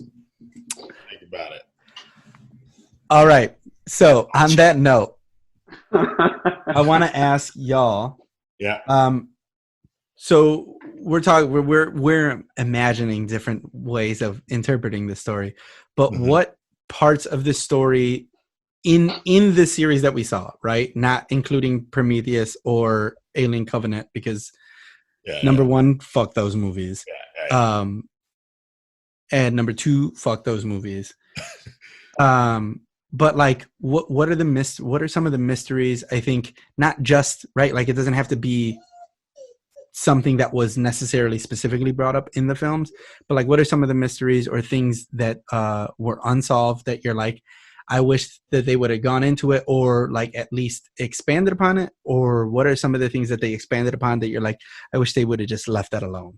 So I'm a little confused because it kind of ties into a question we're going to talk about later, but the mother, father, the company, like that omniscient like body that Wayland? keeps getting referenced. Well, right, but like then in the fourth one, they kind of undo all of that by saying, "Oh, it's just a different company from back in the day that whatever. We're actually like." So I kind of up until that point was digging the wonder of what that was, but then when they kind of answered it and then kind of dismissed it, like it kind of ruined that character. Because to me, that again, we'll talk about this later, but like that is a big important driving force of all of this shit, and so to minimize its importance is kind of like I didn't understand why they did that. Oh no, for sure. That I didn't enjoy, like finding or not finding a solution, because mother turned into father in the fourth one. It's father, but they'd already like debunked what Wayland. that was. They'd already killed that. So it was Wayland. Wayland Corporation is the company for the first 3 films, Right? And Wayland mother Yutani. is the what's that? Wayland Yutani. Do they ever say Yutani in the first Yes, three they do. films? Yes. In the first three, or is that Prometheus and Alien Covenant bullshit? By two, it's Weyland Yutani. This logo is from the first Alien. Look it up. I also remember this because it looked like the Jordan Wings logos. The only thing I remember is the W with the triangles. That's in the second one. This is in the first one. This is actually the logo from Alien. So that Anyway, that said, it's Weyland Yutani, and then yes, in the fourth one they're like, they were just a terraforming company, father. That too. So they just start calling everybody father, right? Like they. No, it's just like a different. It's a different thing. It's a different operating system for the ship. It's Okay. Hey Siri. Okay. Yeah, mother and father are just the onboard computer for each ship. Hey Siri. Yeah, but like mother seemed like was connected to the whole network, like running the thing, because you would ask Yes. mother questions. That's what it felt like. Yeah, Mother was your controlling your ship, but also mother was mother. Like It felt 1984ish. yeah, right, yeah, right. You asked mother something, she was sending it back. Yeah. yeah. I'm sorry, I didn't mean to cut you off. Is that? No, I'm there. That was the main thing for me. I actually agree with you. The mother thing was super strong for me, and then the father completely cut it. It felt like this bullshit ass like, well, what if we just switched it up and made it more? This movie is so fucking French, bro. Like, oh my god. It was so. Yeah. It was so French. It was like It was certainly directed by a French dude who's like very French, and they don't get in trouble for pulling the shit that they do in France as we do here. And he's like, yeah, let's just fucking go for it. It was so cheeky, and I felt like there was something so ominous about what mother meant and her frustration with mother in the first film. Yep. Which screaming like I fucking restarted the cooling system, and I was like, oh, this is like you don't even have control of this. Right, and then it just kind of, and then all of a sudden, Winona Ryder's just like making stuff up. I was like, "What's happening?" She's like, "I'm a robot," but then we all took out our modems, and then also Who believes that? I just kept thinking, like, who believes that command? Like, the dude running the ship believes it. She's like, aliens, kill this guy. What? So stupid. I wondered. This is the only thing that really stuck with me from the fourth film is when, first of all, there's so many points of exposition because nothing's happening in the story. They're like, oh, I remember you. You're a robot. Shout out to Tuco. But he was awesome in that movie. He was great. He was little young Tuco. That's why 4 is awesome. It's like, let's go action. Let's go, dude. Whatever. I tucked my shit in. But when they're talking about Winona Ryder's model of synthetic human, and must be second gen. Something happened. Second gen. It's been second gen. 200 years, and they're like second generation. Happened, right? Like they keep saying something happened. I was like, it seems pretty ominous. I kind of want to know what that story is. Because hey, good on you for wanting to know something from 4. Yeah, that was the only thing I wanted to know. They keep sneaking robots past me, man. I didn't see that one coming. I love that callback, though. If I also want to articulate again, 1 is fucking perfect to me. I'm with you there, baby. I love it. That's why I bought this Nostromo hat. God damn, it's so perfect. Like no, it's really good. It's really good. I'm not to get back to the order thing. 1 is to me a great. What is with you guys explaining it? It's fine. You can have your own. No. I'm saying no. What I'm saying is the reason I like 2 better is just because it's more fun. It just is. Yeah. I enjoy the fun part. It is a more fun movie. But one is objectively a better film. I think it's objectively a better film. Yeah, but the kid is important to the story. It makes sense. Like the kid makes sense. The kid isn't sitting there whining. Yeah. Cash grab. I think if Jonathan Taylor Thomas, he wouldn't have been around. But. Yeah, and I would have been it would have been different. It would have been more disappointing or kind of like out of the film if the child part would have been there to like make it sweeter or make it funnier or anything like that. But like she was there to be part of the actual story that was there, which was like a brutal fucking survival story. So, you know, I get Ripley, she you doesn't don't have like that kids or grief something. because She it's was just she a was piece there of to plastic. up. She was there to artificially up the stakes. It's like, None of just this in case. I don't believe none that. of this is real. None of this really happened. I'm just gonna call it out. Yeah. It's Vin, not like it was the Lincoln assassination and there was a kid all of a sudden. It's just that, like, again, in movies over the last 38 years, like, a lot of really good movies and a lot of sequels have been made where they bring in a kid. And so, like, while it works really well in this one, it's one of the first ones that did it a long time ago. Again, like I said before, I've watched so many movies to this point that, like, when there's a kid there, it's like, oh, okay, there's a kid. But, You see that movie a little differently.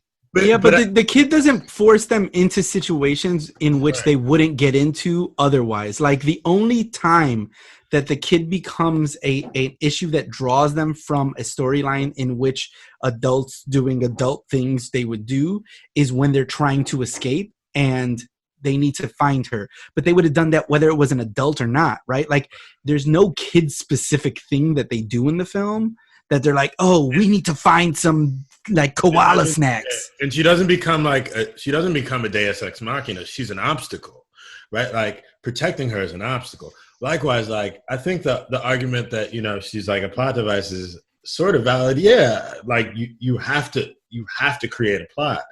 But I mean, like, putting The Rock in Fast and the Furious is a cash grab. And that's my point. Right? Like, it works. Like, it makes sense. Like, it's a valid choice. It's still like, I'm not saying it's not. And that's okay. And so that's the crux of the argument that I've been making about setting 1 apart from 2, 3, and 4. Is that, like, 1 to me is the source material from which, like, Sigourney Weaver came back for 5 and for 3 and 4 because they paid her $5 million to do 3 and $11 million to do 4. Like, and they're terrible movies. Right. Well, no, you could say the same about Daniel Craig. Let me finish. They're terrible movies if you think about them as movies in the universe of aliens. If you're just talking about as cool action flicks, they're fucking dope. That's why I disagree. Disagree. I would 100%. disagree with you. I would disagree with you. They're terrible. I think it's a matter movies. of taste. I think 3 is not a good action movie. I think 3 is quite. I don't think it's a good. 3 is a bad terrible movie. film. I think 3 is just a bad movie. None of it makes sense to me. I hate that movie. It's really bad. I think 4 is also just. I think it's a music video. I think, to your point, it's not even a good film. The only notes I have from 3 are 4 separate occasions I wrote, God, this movie is so bad. Like, 4 different parts. 4 would be like, a Netflix movie. Okay, so this is how I keep, like, thinking about it. And this It's a YouTube movie, bro. No. 4 would be. Have you seen Shine? Have you seen Shine with Will Smith? It's a Vivo movie. Right. Have you seen Shine with Will Smith? Right. It's right. Right. Whatever. Because Shine is with what's his name?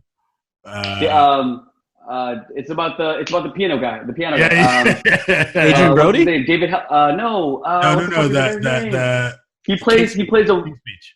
No, So- not him. Jeffrey Rush. Yeah. Jeffrey Rush. Not Yeah. King's Speech. No, that's So not Jeffrey.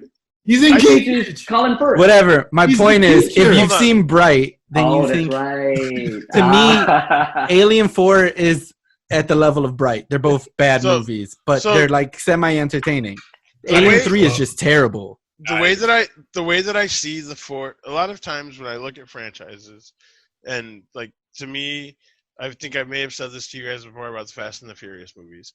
For me, them releasing a new movie is like that band releasing a new CD, and this is the new CD by that band that I'm listening to. So I look at those franchises a lot, and so with that mindset, looking at these 4, like, what you have is the first one was like the cult, like the one that got the hardcore people into it, and then it was just them doing their thing, whoever that core group was. And then 2, 3, and 4 are like different producers and who's hot at the time, and like how do we sell this to more people and how to blow it up a little bit bigger. And so, like, they get a little bit more commercial, they get a little bit more formulaic, they deviate completely from what the first one was. They're just using it as source materials to create albums 2, 3, and 4 to sell it to everybody. So the reason that I am enjoying them going this way but also say that this is more important than the rest of these is because for me, I'm in the general like big consumer market of this thing. So like they Fast and the Furious the shit out of 4, 3, and 2, and I'm here for it. And I'm like, cool. I don't give a fuck about. For me, it's not rooted in the source material of the first one. So that's why. Hold on. So that's why, considering those, I can go back and listen to that first one and go, listen, I understand why everybody loves this album. It's fucking great.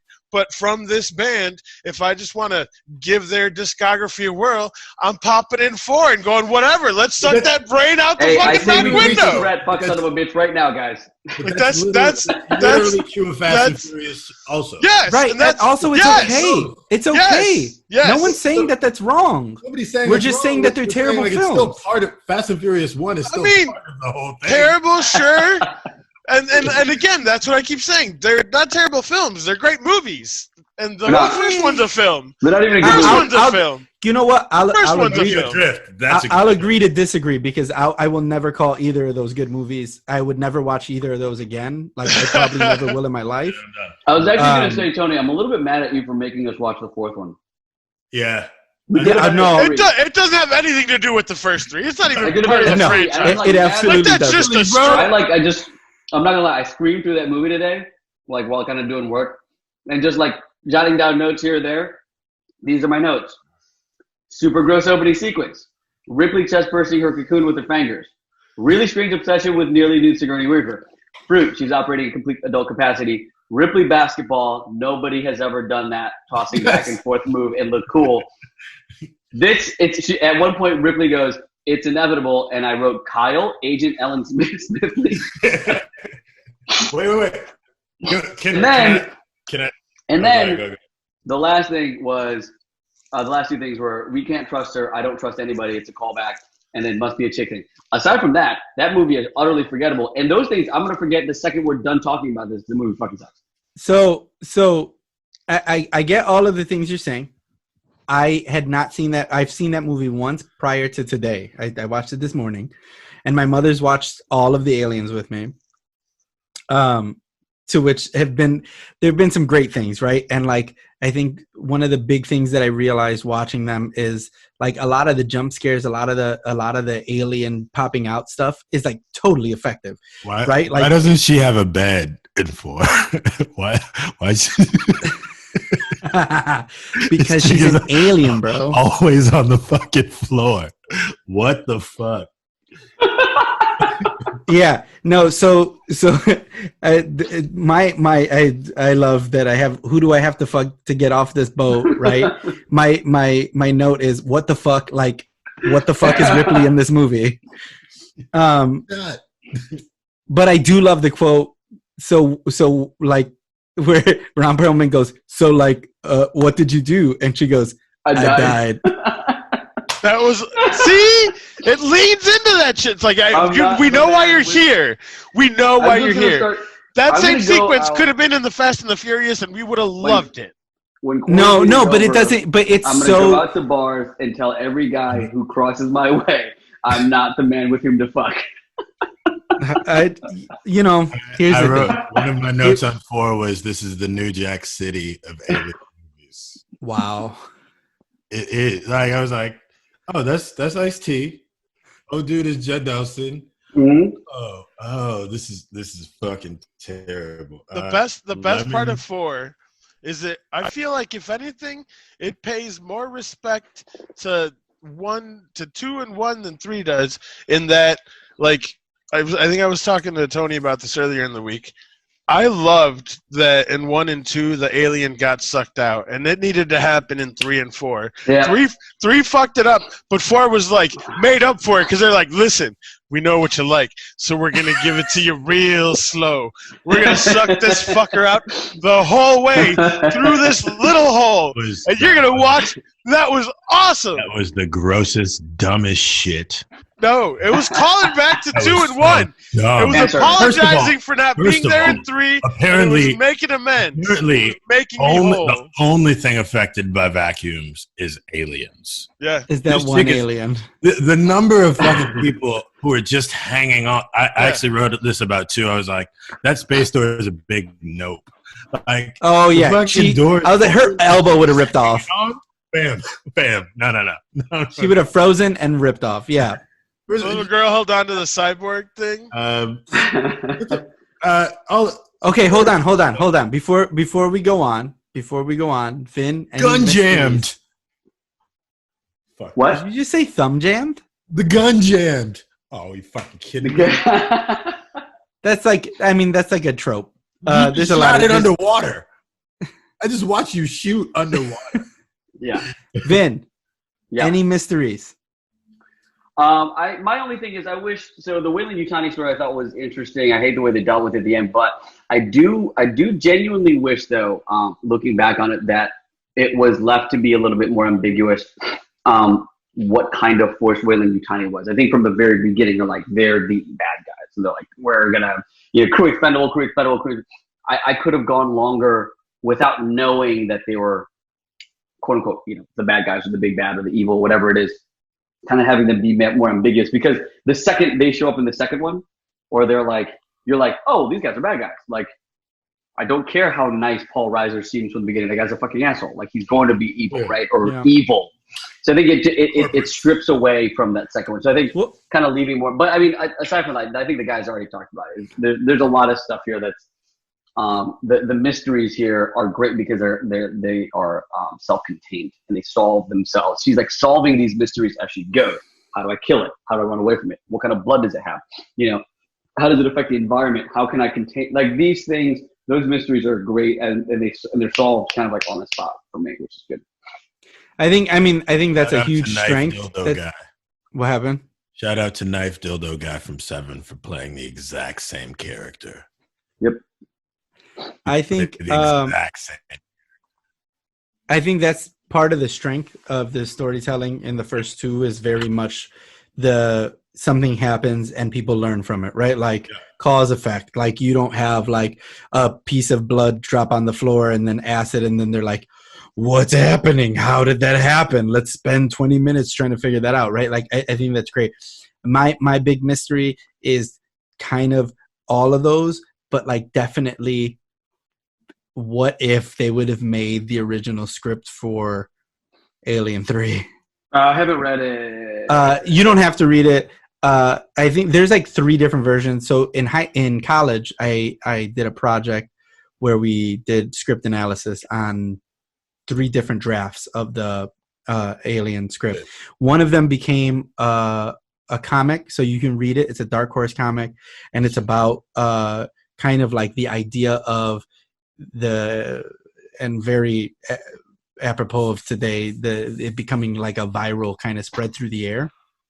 But like very much because it was trapped in a space station, right? So like 4 took some of the idea of space station and scientist, which maybe is why I like it a little bit more than 3, even though it's terrible. No, 3 is terrible. I just hate 3 so much. But I think it would have been so much more fun, right? Like, because 2 was a great action film, right? Like just straight up late 80s action. It would have been really cool to see 3 be something that had a lot more to do with the nuance of the science and discovery and that corporation. I don't think it fits necessarily, and I think that's part right. Like they wanted Ripley to be the main character again. I think that's part of why all of that shit happened. But that's my mystery. All right, so I think we kind of my third prompt, I think, kind of like fits into that other element that we put into our regular go-to, the old and new grapes and wine, grapes and milk. So I'm not gonna hit that one up, but can I make one thing that I think aged really well and doesn't get done that often? Oh yeah, I mean, if we want to add anything that like now that we've talked very thoroughly about it, like just like real quick, I was really into the consistent like motif of the like duct system, because the style. Yeah. Like the simple concept of in every film, the means of escape is two-dimensional, right? Like you can go forward or back in a two-dimensional world. Like there's no up or down. The only thing capable of consistently using above or below is the xenomorph, right? Like, and I think it creates this like very claustrophobic feeling while still being very dynamic. And I think that is a through line. Has happened in obviously several other films, but like you see it a lot in like those sci-fi films of like say the late 90s, early aughts, like The Cube or right.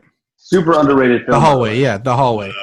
That like shotgun hallway. There's nothing but this or what's behind you, right? Like I think that's actually brilliantly done, and I can't think of a time when I saw it prior to this.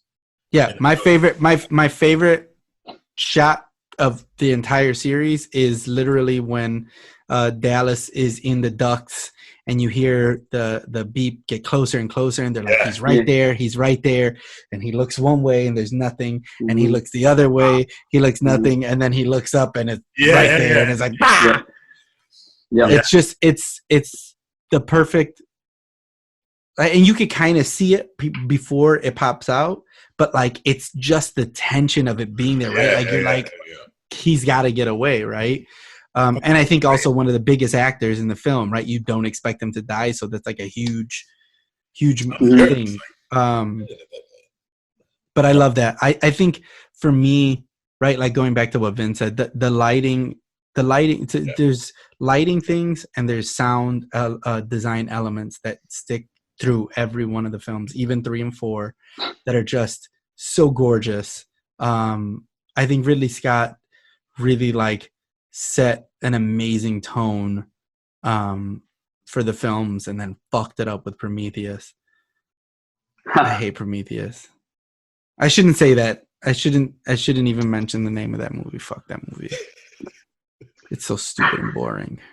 One of the things I want like to point one of out the side projects, did you? That I Have you remember- not? So Prometheus. I've seen it once. Oh yeah, it's stupid. I hate it. One of the things there are a lot of themes that continue all the way through. Obviously, the alien saliva being sort of like a voting. Super gross, basically just tons of KY jelly. Other things like the Blue, bro. what did I have?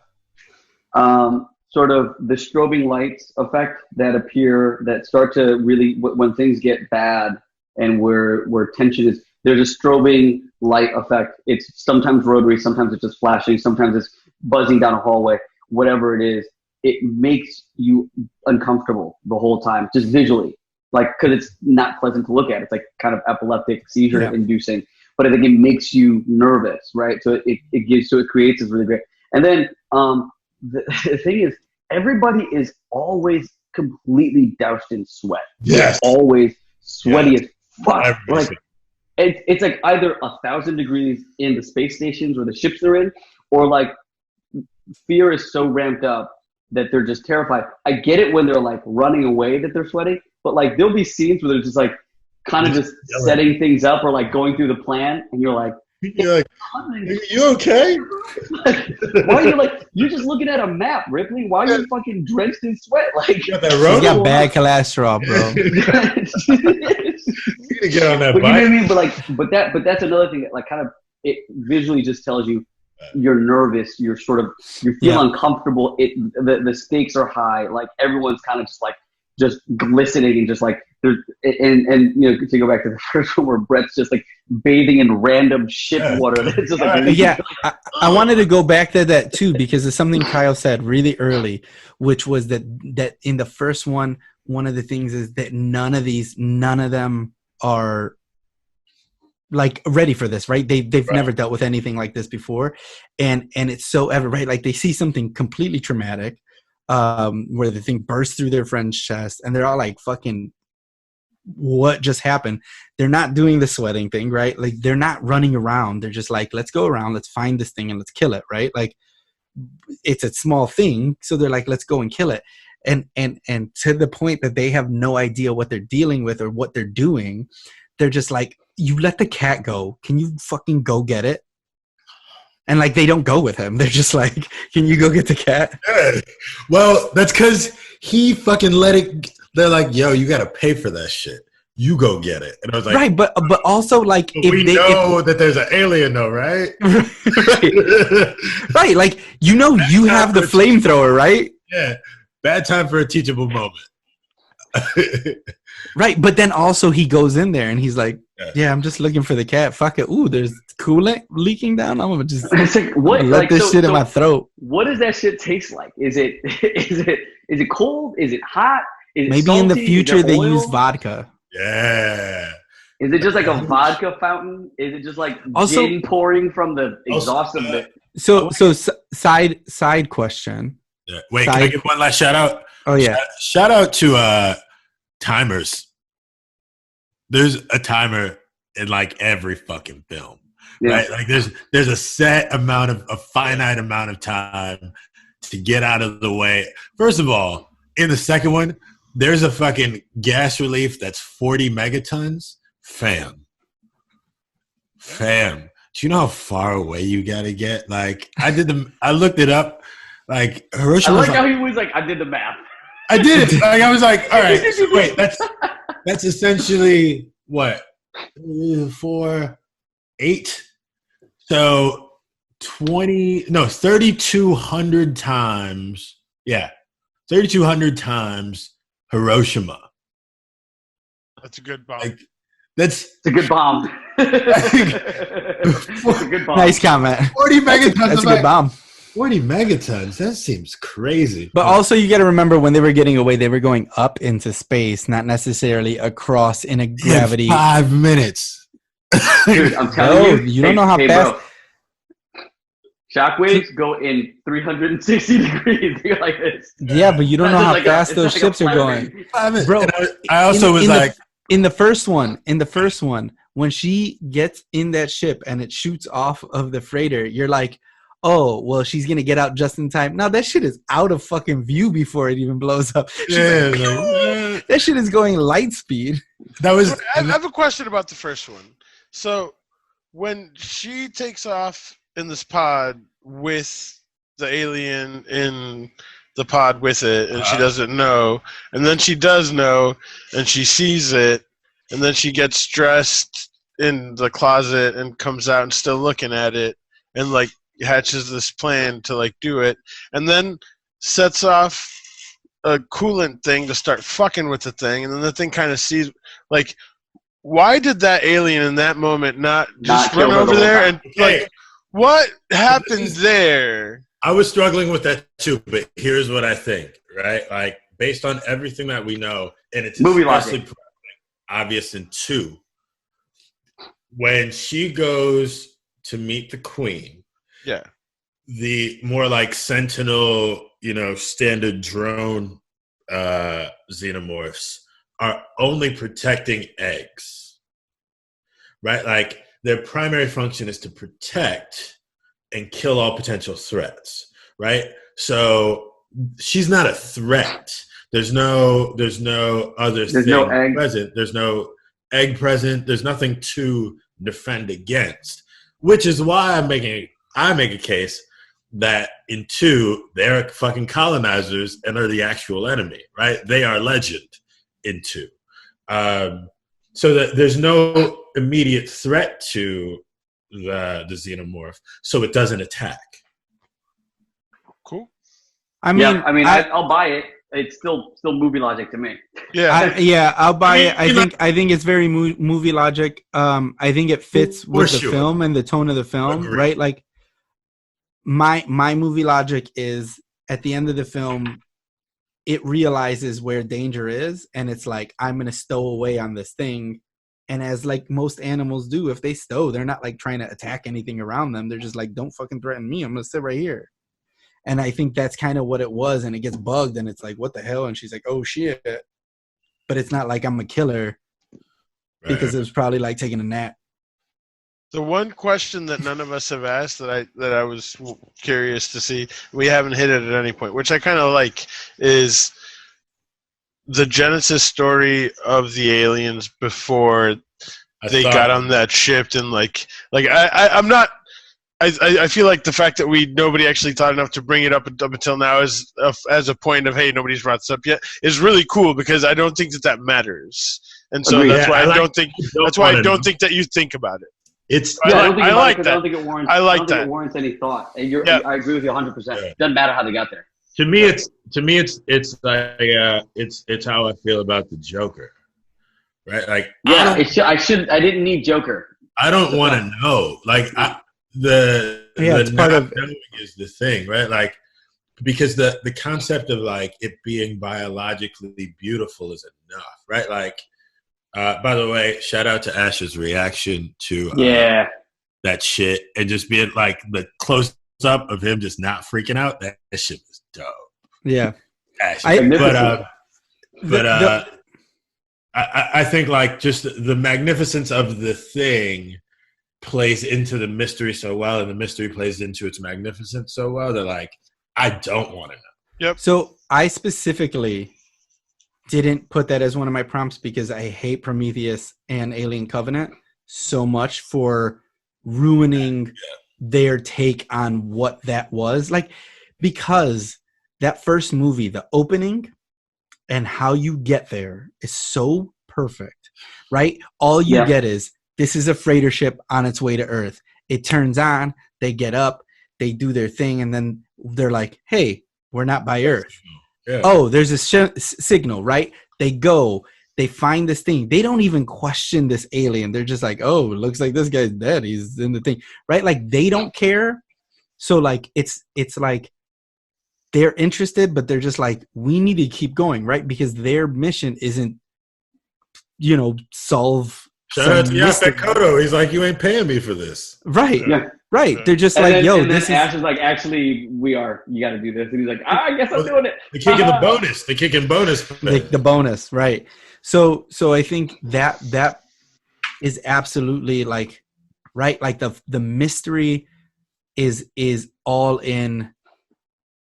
It's lost in the beauty of how it functions in the film, right? Like, it's not about, you're not in the movie, you're not like, man, I wonder how this alien came about. You're like, oh shit, what is this alien? Yeah. And then it changes. Yeah, we can hear you. You're a little bit frozen though. Your video's frozen. You taking a shit? No, I just hold on. Oh, I don't feel like we have to stop talking. Okay, yeah. So I think it's just awesome how it's like, this is the alien, right? The face hugger is the alien. And then you're like, fuck, what is it? And then all of a sudden it's gone. There's more. And you're like, oh, okay, well then it's not going to do anything. Then it bursts out of his chest and you're like, oh shit, that's the alien. But it's this little thing.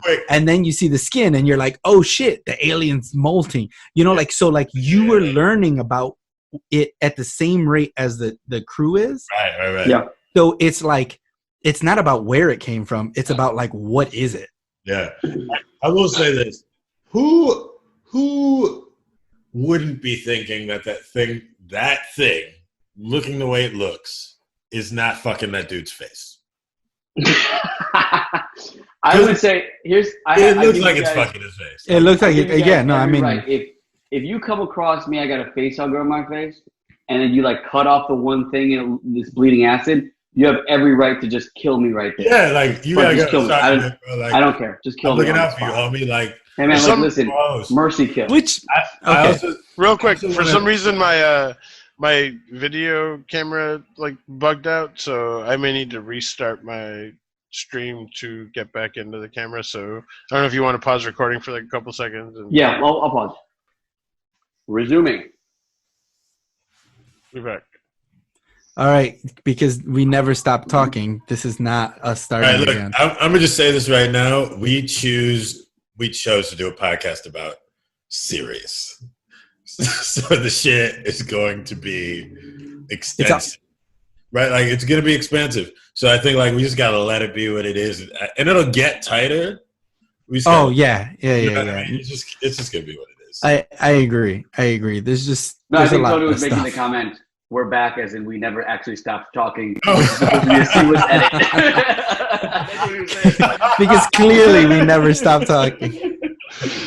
Respect. So very quickly, speaking on that, and just taking your words on series, and just letting it be, right? Like, because I know, Chuy, you got like, you're getting real into like separating one from the others, but they're series, like they just exist like that, and they don't have to be separate. They you don't have to like one more than the other. I think it's fine, right? Like that Kyle doesn't hate 3. Absolutely, that's fine with me. Like, I'm never gonna bring it up again, I promise. But Kyle actually texted me before we got on this podcast. He said he actually loved 3 the most. That's what he said. Yo, don't tell nobody, but that's my shit. Hey, secret between me and you, Alien 3. Oh my God, it's the best. God. I can't. Oh my God.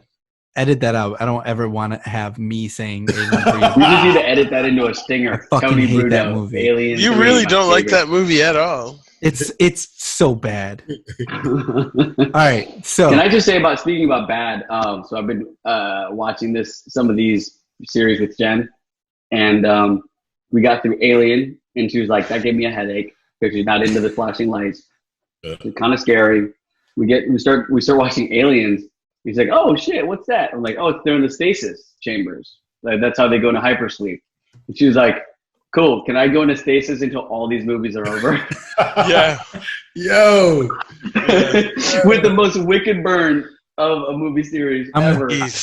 I'm waiting for the one that she's gonna be like super into it and just wanna be in on the video. Yeah. And then what? We should have her recommend one. The things that she notices, though, because in that first sequence in 2, where they open up the chambers after they go, when they go to the to LV 426, and there's a shot that lingers on Ripley waking up from stasis, and she's like, "Ooh, her bra's like super padded. Like they definitely padded her bra." And then she goes, "Oh shit, she didn't shave." And I'm like, Also- "Dude, what the fuck are you looking Also, at, man?" real quick, to note something from that same exact scene, she went into stasis with her arm behind her Like head. this, and she wakes up like this. I was like, who goes into stasis? Like, her arm is gonna be so sore. Sleep with a chick under my arm. Like, And the best was that the Colonel came out with a cigar and ready to go. That was awesome. Amazing. Assholes and elbows. It was amazing. So speaking of assholes and elbows, best quote. So many. This one was hard for me. 'Cause There's I a was lot like, of good quotes. I was like, they're all, yeah, okay. I gotta look. I So- got mine written. This is Ripley, last survivor of the Nostro, signing off. Is one of my favorite quotes. One, because it's the end of that movie and she like made it and whatever, but also because symbolically, because I do what I do and that movie is different to me. She was the last one that made it off of the first movie. From there on out, nothing from that first movie comes back, and not even her. So she's there in spirit, but not really. Yeah. I mean, the alien. And also the little Aliens come back. the little girl. My mommy always said there were no monsters, no real ones, but there aren't there? Yeah. Yeah, that was. Yeah, that but was she also does. She also does fucking. She burns Ripley. Ripley. She doesn't have bad breath because she's just a piece of plastic. Yeah. Talking about the doll's head. Damn. I was like, oh shit, this motherfucker. This motherfucker. She's a witch.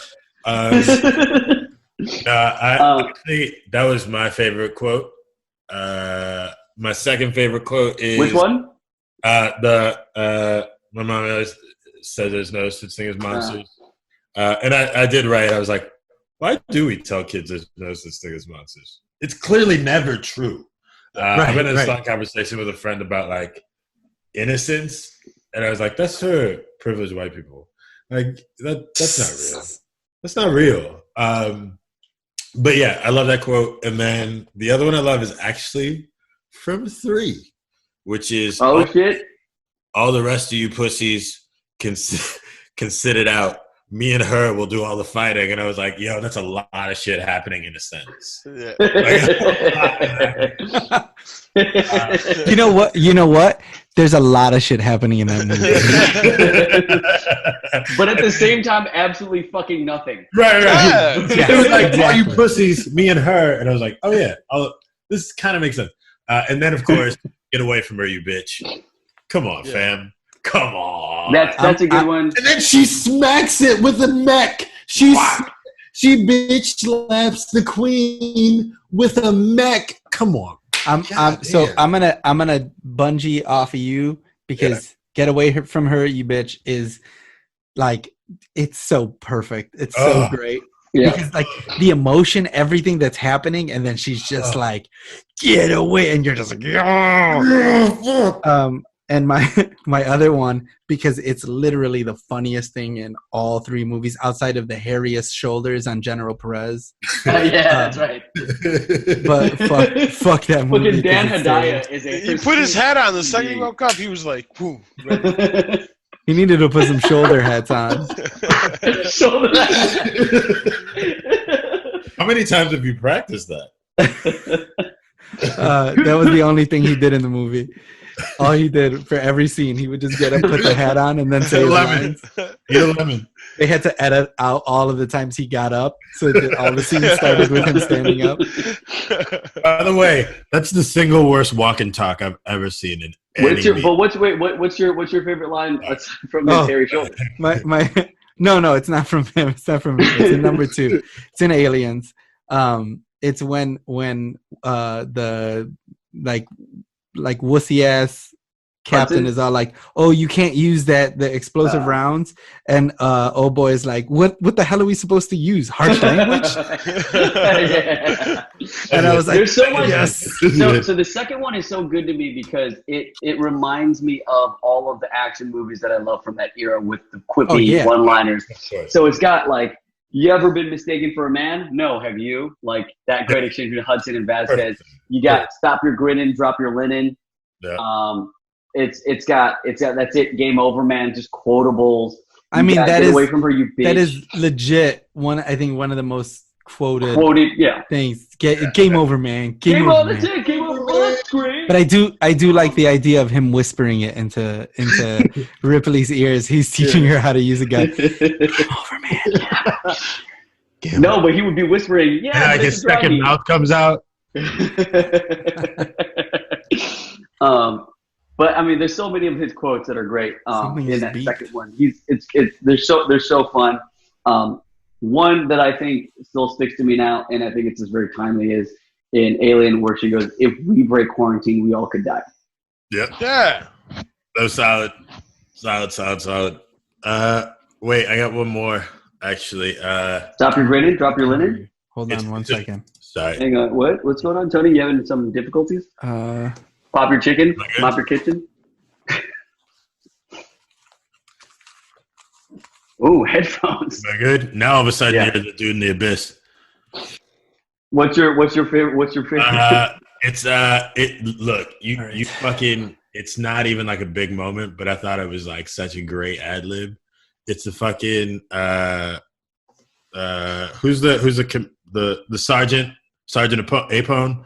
When they're like getting the like, he's giving them like the orders, and he like right at the end he's like, Hudson, come here, and I was like, that's great. He just decided to take him to task right at the end of that. Like, he at one point goes, look into my eye. It's definitely my eye. It's definitely because that's when Hudson says the immigrant remark. Yeah, it was after he was like, any questions? He was like, yeah, how do I get out of this fucking mess? Yeah. How do I get out of this chicken shit outfit? Yeah. I was like, So, right here, come here. Like, a lot of great voices throughout the series, by the way, guys and girls with cool voices. Like, so that sergeant has a great voice. From 4, Elgin, the guy who's the captain of the pirate ship, he's got a cool ass deep voice. Gravelly. Like, I was like, that's he got that Kyle voice. You know what I mean? Yeah, I was like, there's my guy. He's so European. He's the most European character in space. He always plays that dude. Right. He's like, let me Yeah. smoke. I'm gonna smoke this cigarette. We need to go and do this. Is this how you do things over here? Well, this is how we get it. And then he'll like finish a cigarette, and then there's just another cigarette in his mouth. He's like, There's like a hand that appears from nowhere, just like. Yeah. Okay, hold on. We just also like, since we're talking about him, that scene with the movie and him massaging his girl's feet is the most random thing. What was that about? It's so unnecessary. It is unnecessary. Her butt is amazing. Great, It's fantastic. But like him, he's just sitting there massaging her feet, and she's just like, It makes. Is he? Oh man! Is he smoking a cigarette? Yo, I mean, we all thought she was getting plowed, right? Yeah, no, absolutely. That's exactly what that was. I mean, I'm just saying. That's exactly what that was. Nobody else should get fired. But I was certain she was getting plowed. They like set it up because they have. He says some like shit in the shit to her early. Mm-hmm. Like that movie is so like so bad. It's so bad. It's so wrong. It's so wrong. There's just like so many. It's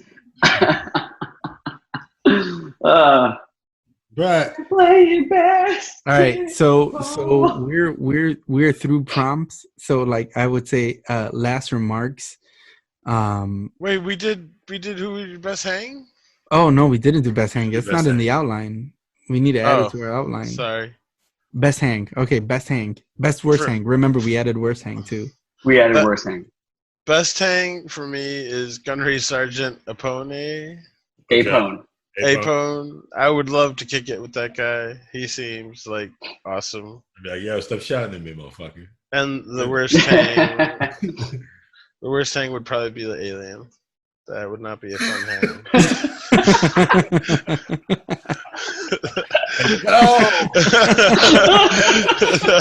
Buzzkill. Yeah, that would be a bad. Bro, stop eating everyone. Just like slobbering everywhere. It's the saliva. It's just the constant popping people's craniums. Always hiding. Like, we're trying to watch a movie. Will you come down? I see you. Can you imagine like the how You're much burning money through you my spend, couch. like all of the fucking paper towels you'd have to buy just to wipe up after. So yeah, that's basically hanging out with the alien is like hanging out with that snotty kid in middle school or like in grammar school who's always like dripping out everywhere. Oh, everywhere. You're fucking on my hand. I've got paper towels if you need one. You just ask.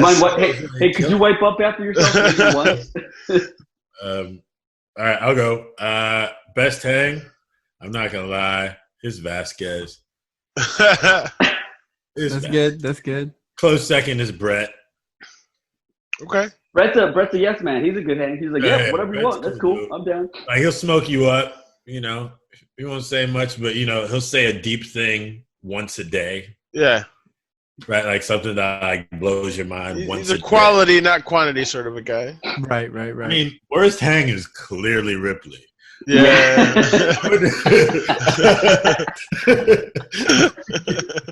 Not because you know what? There's a wait. Ripley's got a super wild card thing though, because like depending on your situation, if it's been dry for a while, Kyle, you might just get a random bone because she's like, hey, come on, let's do this. She's like, I don't even got a this is true.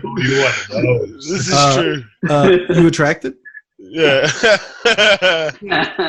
You want to hit this? Yeah. You want to hit this? Because you can hit this. Basically, it seems like all you have to do is ask her a question that she doesn't want to answer, to which the response will be, "Trying to bone?" Who'd you vote for? You want a bone? I'm gonna go best hang. Oh, I'm gonna start with my worst hang. Because I'm trying to think of no, you know what? I know my best hang. Parker. Who? Oh, Parker? Yeah, he's good. He's good. That's the what? Which one is Parker? That's the black guy from the first one. Oh, gotcha. Yeah, Yaphet for sure. He's just like cool. He likes to do what he needs to do. Like he does what he needs to do, but he's also like, let's hang, let's eat some food. Yeah, because he's like, oh, we need one more meat. Ripley, where he's like, huh? I can't hear you. Huh? Right. He turns on the thing. He turns it back off. My favorite part of his was when he's like, how long is it going to take? And Brett goes 17 hours. And he's like, 21 hours. Like, fuck. Yeah. we ain't doing that shit fast. He's so cool. He's so cool. And he survives second longest because he's like actually on top of it. If it wasn't for old girl being scared and stopping, he would have probably survived. But he was like, I'm going to save her. And then he got killed.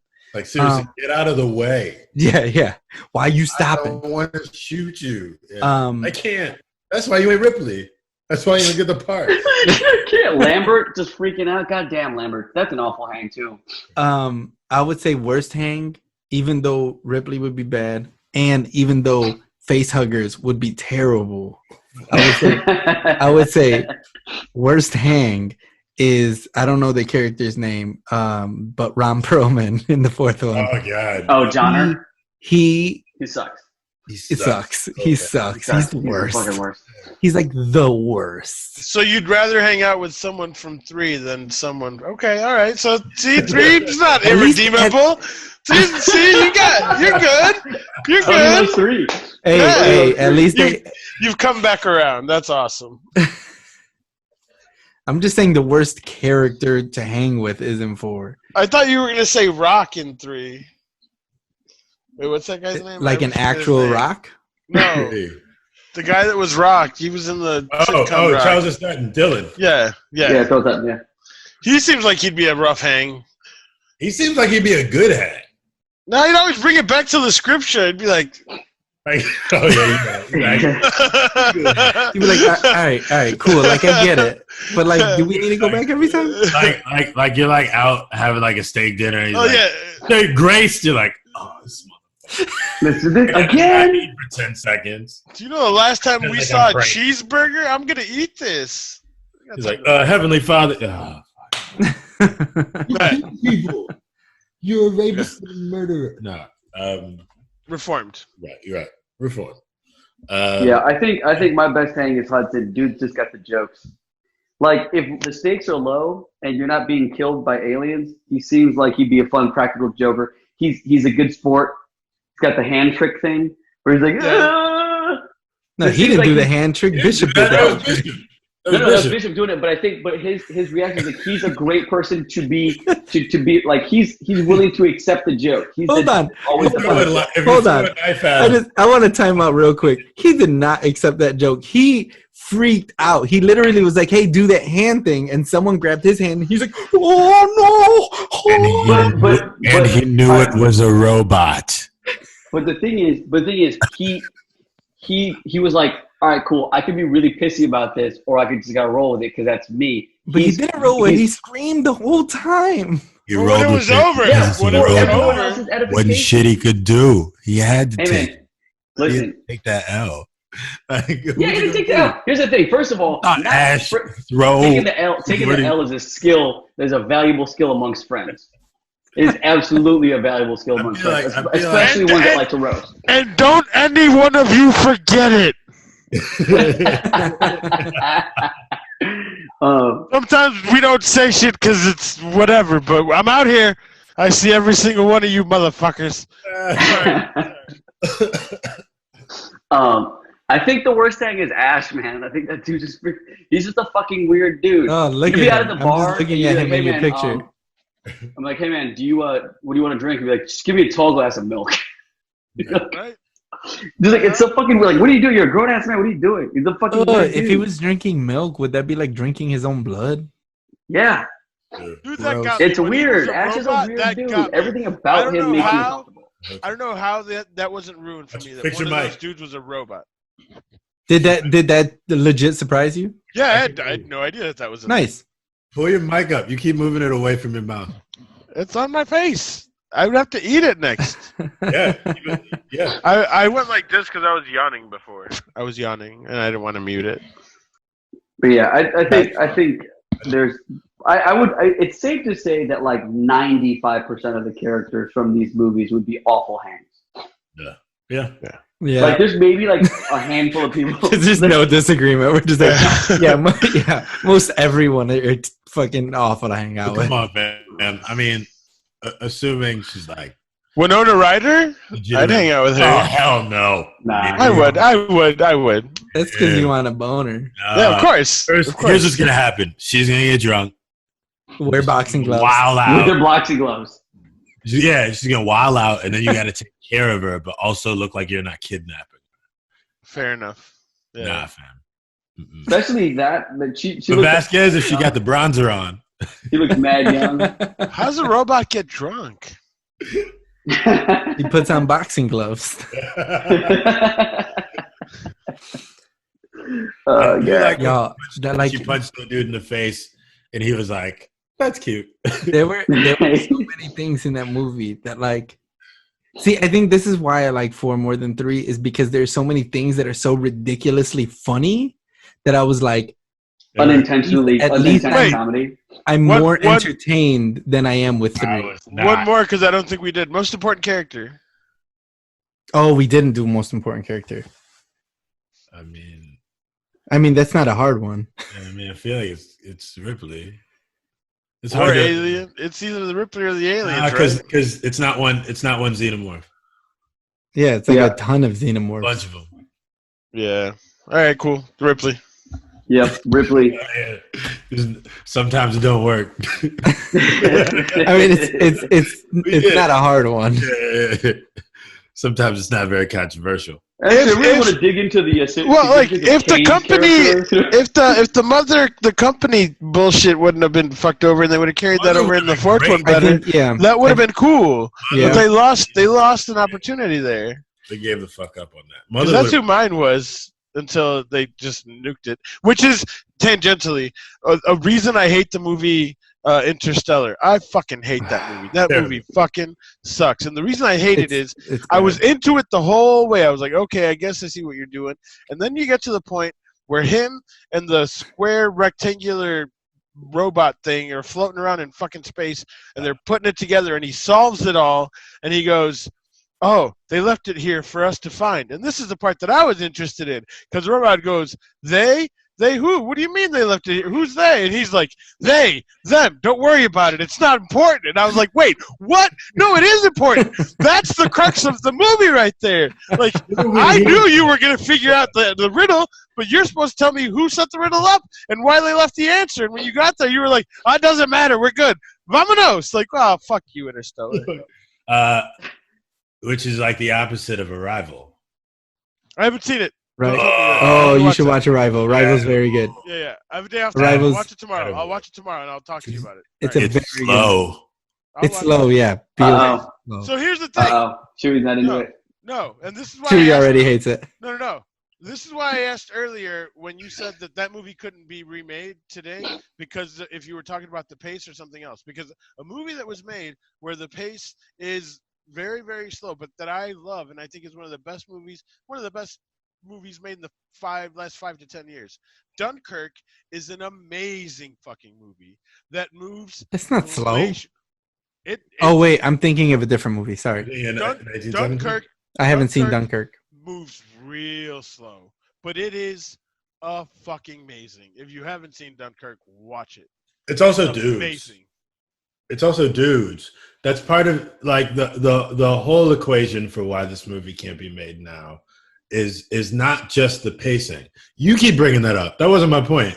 No, I that's why I wanted to clarify that. And the thing that I was going to say is, I think you can make a movie. No, I don't. Bro, Marriage Story. My point was never the pacing. Right. I never. I know, that's why I qualified it earlier. That's why I asked. That's why I asked. I think a slow movie can exist. Of course. Yeah. I'm not saying that's impossible. Right. I'm saying all of the things that converge in this one are not big budget movie things.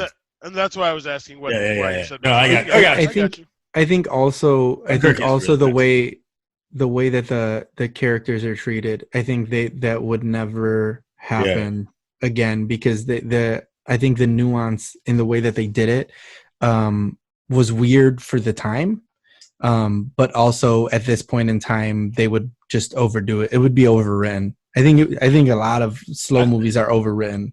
I mean, I think even if it were written as it was before, it would be picked apart, right? Like, I mean, if this movie existed the way it does now, right? Like, if it were made the exact same way, just this movie were released like a new film now, it would die. Well, I don't think that's true. I don't know if that's true because I don't think A24 films are they die, and I don't think like I think plenty of them die. Right? Yeah, like, plenty of them do, but I don't think. I'm saying it would die as a big studio film, right? Like A24 is not a big studio. It's obviously reputable, but it's indie darling. Yeah, but I mean, like, okay. I don't think it's indie darling. I mean, I think your point is received. So in case there's a major people studio listening, wouldn't hold make. on. In case there's people listening who don't know what A24 is, but obviously the four of us all know, but in case someone in the audience doesn't know what the fuck you guys are talking about when you say that, maybe one of you, because I talk so much. Hold on, I like one of that you could explain that. Chuy has made this a point, like 2 hours after we've started? Well, I didn't know that the audience was going to have to worry about it this long into the thing. I thought we were done with that one. It's an indie film production company. Yeah, oh, okay. I mean, we all knew that. But it's, yeah. Oh, you know, audience. Here's something that I do want to make a point of, because I get that we're talking about production budgets, we're talking about size and style, but like I think one thing to remember about, right, like the late 70s in terms of filmmaking, like bigger studios were making everything. Like there were number one, there were a lot of studios making films, right? There were a lot of studios making films. So it was just like, they need to find something original. They need to find something that is going to grab the attention from somewhere else. Right now, there are literally like 3 studios or 4 main studios. It's Disney, Universal, which is basically not going to be around for very much longer. 20th Century Fox is owned by Disney now. So yeah, like they own everything. They're Sony. It's Sony. like Disney owns Sony too. No, they don't. Yeah. Since when? Didn't they just purchase Sony? No, I don't think so. I'm pretty sure that Sony's not owned by Disney, because that's the whole Spider-Man not being in the MCU thing. Oh, you're right. So it's like Sony, Disney. So like my point being, of course it wouldn't be made now, because right now what big budget film companies look for is not originality. What they look for is something that will for sure sell, which is sequels, which is something built off of properties that already exist, meaning remakes, right? But this wouldn't be a remake thing because it's not big enough, right? So like, I think personally, right, like, and this is my opinion, I do think that as like something like an A24 film, if they would have, like, looking at the movie Life, right, very specifically Life, because it's based off of the same exact like story beats, the same story beats as Alien.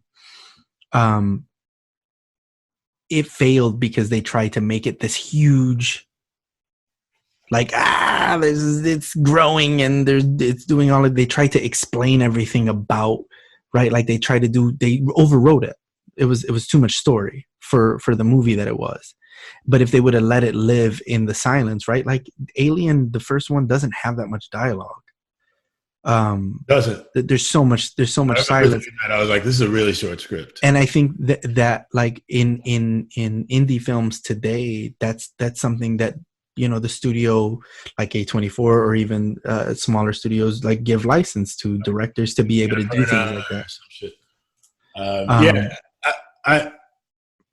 I also think that like I will challenge that the feminism in this one is outdated. I think it's amazing. I do think it's amazing, but the mode of selection is glossier. It's a Marvel version of it more frequently, or like a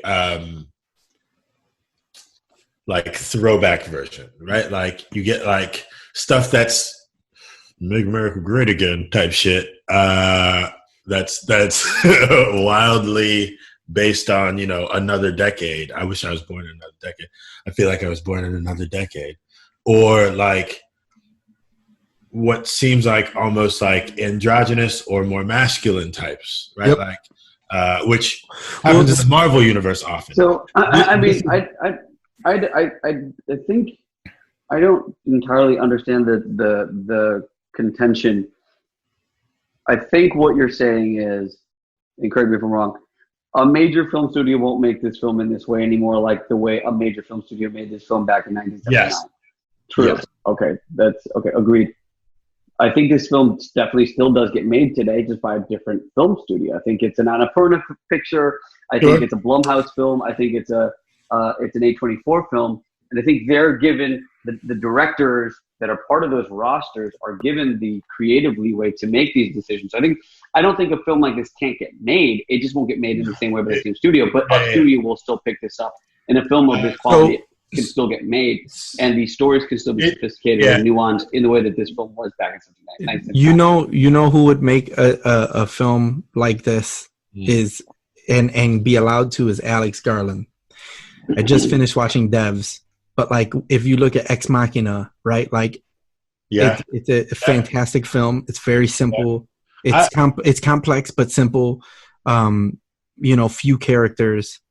I think yeah. The more I think about it, the more I consider like films like Annihilation, right? Oh, Annihilation, fantastic. Not to mention, like, crazy. Aside from that, you have like big content farms like Netflix and Hulu, and they're throwing money at people to develop them. So maybe it won't be released in the same mode, but like there are cash grabs certainly. But Netflix isn't throwing money like they used to. No, right? there's certainly cash grab films, but like movies like Marriage Story still got made, right? And that's a character, right? And I'm not saying that's a great film at all, but like a lot of people said it was a great film. I'm never gonna watch it, but a lot of people said that. And that's an award grab, right? Like that's an award grab. Yeah, it's ScarJo and what's his name? Kylo Ren. Ben Solo. Chewing scenery, right? Like Ben Solo. Ben. Yeah, sorry. I just think. I don't doubt that this film gets made somehow, or a film like this can get made. And I will argue that it'll be dudes that watch it. Oh yeah, right? Like, this is still a dude film. Yep.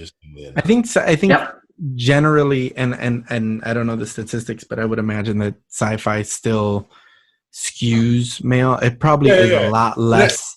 I think maybe the larger perspective is I think it's really fucking sad, right? Like I actually think that's sad, right? Like I mean, I got 4 sisters, right? Like this is a movie with a character that I want them to see, right? Like I'm like, yo, this is just a normal ass person doing amazing shit. You don't gotta be fucking buff. You don't gotta be whatever. You don't even have to have prior experience to do amazing shit, right? Like, and she just happens to be a female, right? Like, she doesn't shoot lasers out of her eyes. She doesn't fly. She doesn't do any of that shit. She's basically a forklift driver with like some rank at this point. And I think that's the kind of sad thing about it. Because I think of movies like Annihilation, and like that was a great movie, and people didn't see it. Do you know what I mean? Like, so maybe that's the thing that's eating at me a little bit. I think the characters just truly, in my mind, one of the greatest hero arcs I can think of. I mean, up there with like The Man with No Name, where you're just like, yo, I'm watching this character better than James Bond. James Bond has no arc. So, yeah, I just feel like the appropriateness, which is a word I don't necessarily love, of this character in this world is fantastic for a lot of people who won't see it. Cool.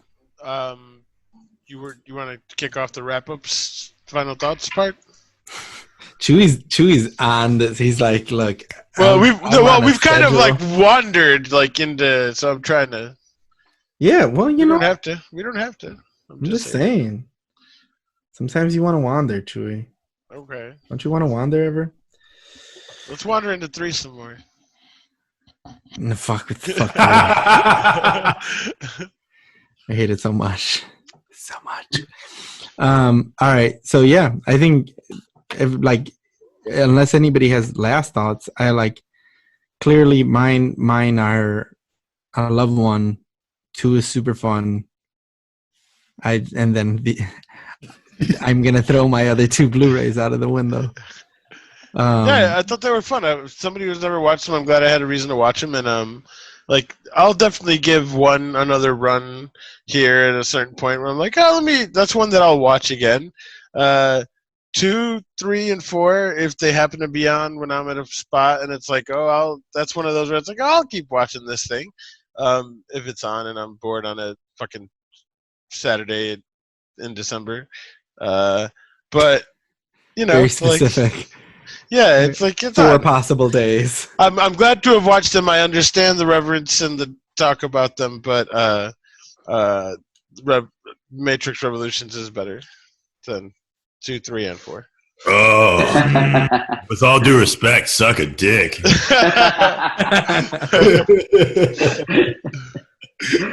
Revolutions is better than 2. Do you mean like the average score of those 3 movies combined? Because it's like 2 is like a 10, 3 and 4 like a -30. So like you average them out, right? Like knuckle up. Knuckle up is at a -30. You did say it too. What you got in the suit? I did say that to myself. Yeah. Oh, she knuckled up. Knuckle up! Get away from her, you knuckle up! Wow! I was like, yeah. I did. Okay, real quick, as we're talking about slapping queens, the fact. So, hold on. The name of our podcast. Slapping queens. Yeah, that's the name of our podcast. As we talk about slapping queens. Yeah. So real quick, no, because I do want to talk about alien design real quick. I think the first alien design was the best alien design. Sure. But the last alien design was the absolute worst. It was terrible. I don't know what they were trying to do. It was just Jurassic Park. It was literally Jurassic Park. It was so stupid. They bit that directly from the Velociraptor. The one that could swim? Yeah. No. That's not what I'm talking about. No, y'all are missing it. I do like that design though. But the half human teeth. Oh god, with the eyes. And with the little thing nose. Like, yeah, it started going. No, that thing was the worst. But when he got all pissed off and like literally slapped the head off of the queen, I laughed out loud. I was like, "Holy shit!" I didn't even. The funny thing, I was like, "Yo, I don't even know if the baby's mad." I felt like the baby was just like, well, you know what I got to do. I was like, yo, what? But not even knock the queen over. Like literally just like rip its head off. It was not a muff. It was like just straight, I'm going to snatch your face off. And then it got sucked into space through a hole the size of a quarter. Which also pushed its guts outward before sucking them back in. No sense. It was awesome. Outside the whole time? It was awesome. And then they held on long enough to break the atmosphere and like float in the sky. It was so great. Oh, it was awesome. The robot put the seatbelt on. Ripley was like, I got it. Like she was riding the subway. You using this one? Are you good? You were here or here? Go Vin. I don't have any parting thoughts. I just wanted to remind everybody that in Alien 1, in the scene where they're all in the mess hall. What are you laughing at? I know it's gonna be some random shit. In the mess hall, they're all having their meal together, and Ridley Scott must have somehow given the directions like, "Hey guys, make it seem very jovial, like you guys like each other." So they all talk over each other the entire time. Yeah. Just watch that scene. No one's having a conversation. It's just 7 people simultaneously speaking at each other. It's like and just laughing and like children. It's like, come on, yeah, give me that. And it's like the most sort of cacophonous, hilarious thing that it made me think about it. And that's the last thing I want to talk about, for me at least, in terms of these films, is that scene. Good job, Tony. I'm glad I watched these. It was a good call. I'm glad you get to watch. Hold the fuck up. There you go. I'm just saying. Are you taking your time over there? What the fuck are you reading? I'm fucking getting my shit together. Calm down. I will say, he's like Jerry Springer over there. He's like, Kyle's final thought. Take care of yourselves. Should we all mute our cams so that the stream is just you, and then we'll like pick back up? So I want to say this first and foremost. So many people were involved with this fucking series of films that ended up working together, which is odd, right? Like, I mean, look, David Fincher went on to have a dope career, and the cinematographer from 4 was his on 7. Crazy. I will also say that, like, I remember one time I was working on a script and I was talking about a character or a bunch of characters that were all dudes, and my girlfriend at the time was like, "Why can't one of them be a woman?" And I was like, "Well, no, they can't be." And I thought about it and I was like, I'm wrong. It could be.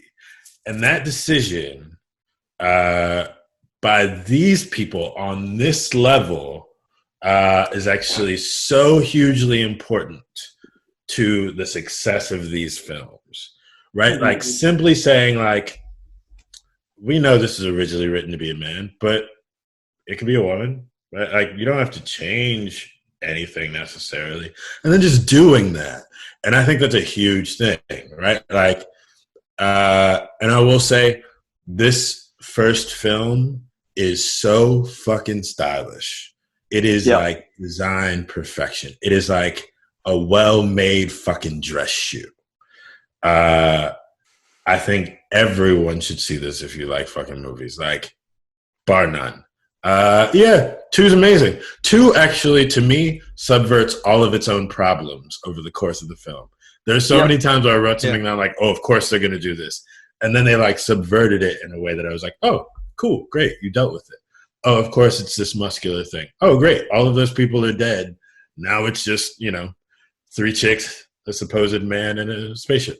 And then, of course, it falls off the rails in 3 and 4. But as a person who has no emotional attachment to these films from my childhood, other than my uncle taking me to see Aliens when I was a kid.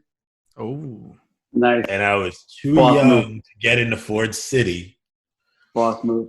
So they called the cops. Oh. Not a boss move. And then him and the cops got into it, and he got arrested. Like, manhandled and arrested in front. Damn. Holy shit. That's my only connection to these movies. So, like, seeing them now is like seeing them actually, other than 3, for the first time. You love 3. You love 3, man. I mean, why do you love 3 so much? Why do you love it so much? I don't love 3. I just don't hate it. Is it because you love it? I see the Hollywood. You don't hate it because you love it. I see the problems in 3 for, like, the logistical stuff they are. But that being said, I think, like, the scope of these movies is actually pretty great. And Ripley is, in my opinion, one of the best heroes we got in cinema. I would say Ripley might be the best female hero in movie history. I would say that's an easy choice for me. Yeah. I would say she's the I need best. to do more. I need to do more off the top of my head thinking, but yeah. And because I've watched these movies this weekend. Yes. I'm saying that with the understanding that I ignore the fact that 3 and 4 exist. Yeah. Even I would say this. Even though Kyle loves 3? She doesn't, but I'm saying, like, 3. As a hero, she doesn't deviate in, like, learning on the job that much. No, she deviates in being a hero in 3. The story. On the heroism part, she deviates. She decides to not be a hero in 3, and then in 4, she doesn't decide to not be a hero. Yeah, But she anyway. does. She ignores telling everybody that she has an alien inside of her. You keep saying that, but like, But if she- you go back to 1 and 2, every time she does tell people, they don't believe her. They think she's crazy. So why the hell is she gonna tell these guys? I wrote that shit down. I was like, why doesn't anybody believe her? These Marines talk about fucking aliens, right? Like, and they don't believe that she's No.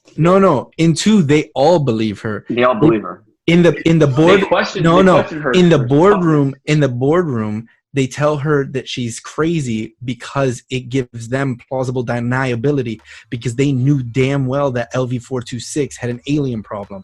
That's why they send Marines, and the Marines know that aliens exist, but they don't know what kind of aliens these are. because they call it a bug hunt. So it's not that So they everyone don't believes believe her. her. It's just that they don't believe they're that dangerous. They're putting up, and they're also putting up They're appearances. not. But she's the one telling them how dangerous they are. Right, but look at her. You called her a Karen. You would, if a Karen came up to you and be like, I didn't call her a Karen. He called her a Karen. I was down with her. Yeah, I got I her. said you. That I was me. pointing at No, Ben. I own that one. That was me. I definitely called her a I Karen. was pointing at Ben. Point is, Said I'm against calling anybody a Karen because you're a Karen. You're a Karen. But in my opinion, I'll concede. You're right. Parting shot, Tony. You want to announce the next one? I'm not doing the next one. You should announce You it. should announce the next one. So, all right, cool. So that takes us to the end of this episode 3, Alien, and announcing next week's episode 4 will be the 10-part documentary, The Last Dance, chronicling the 97-98 Chicago Bulls team. there's no way we do that all in one.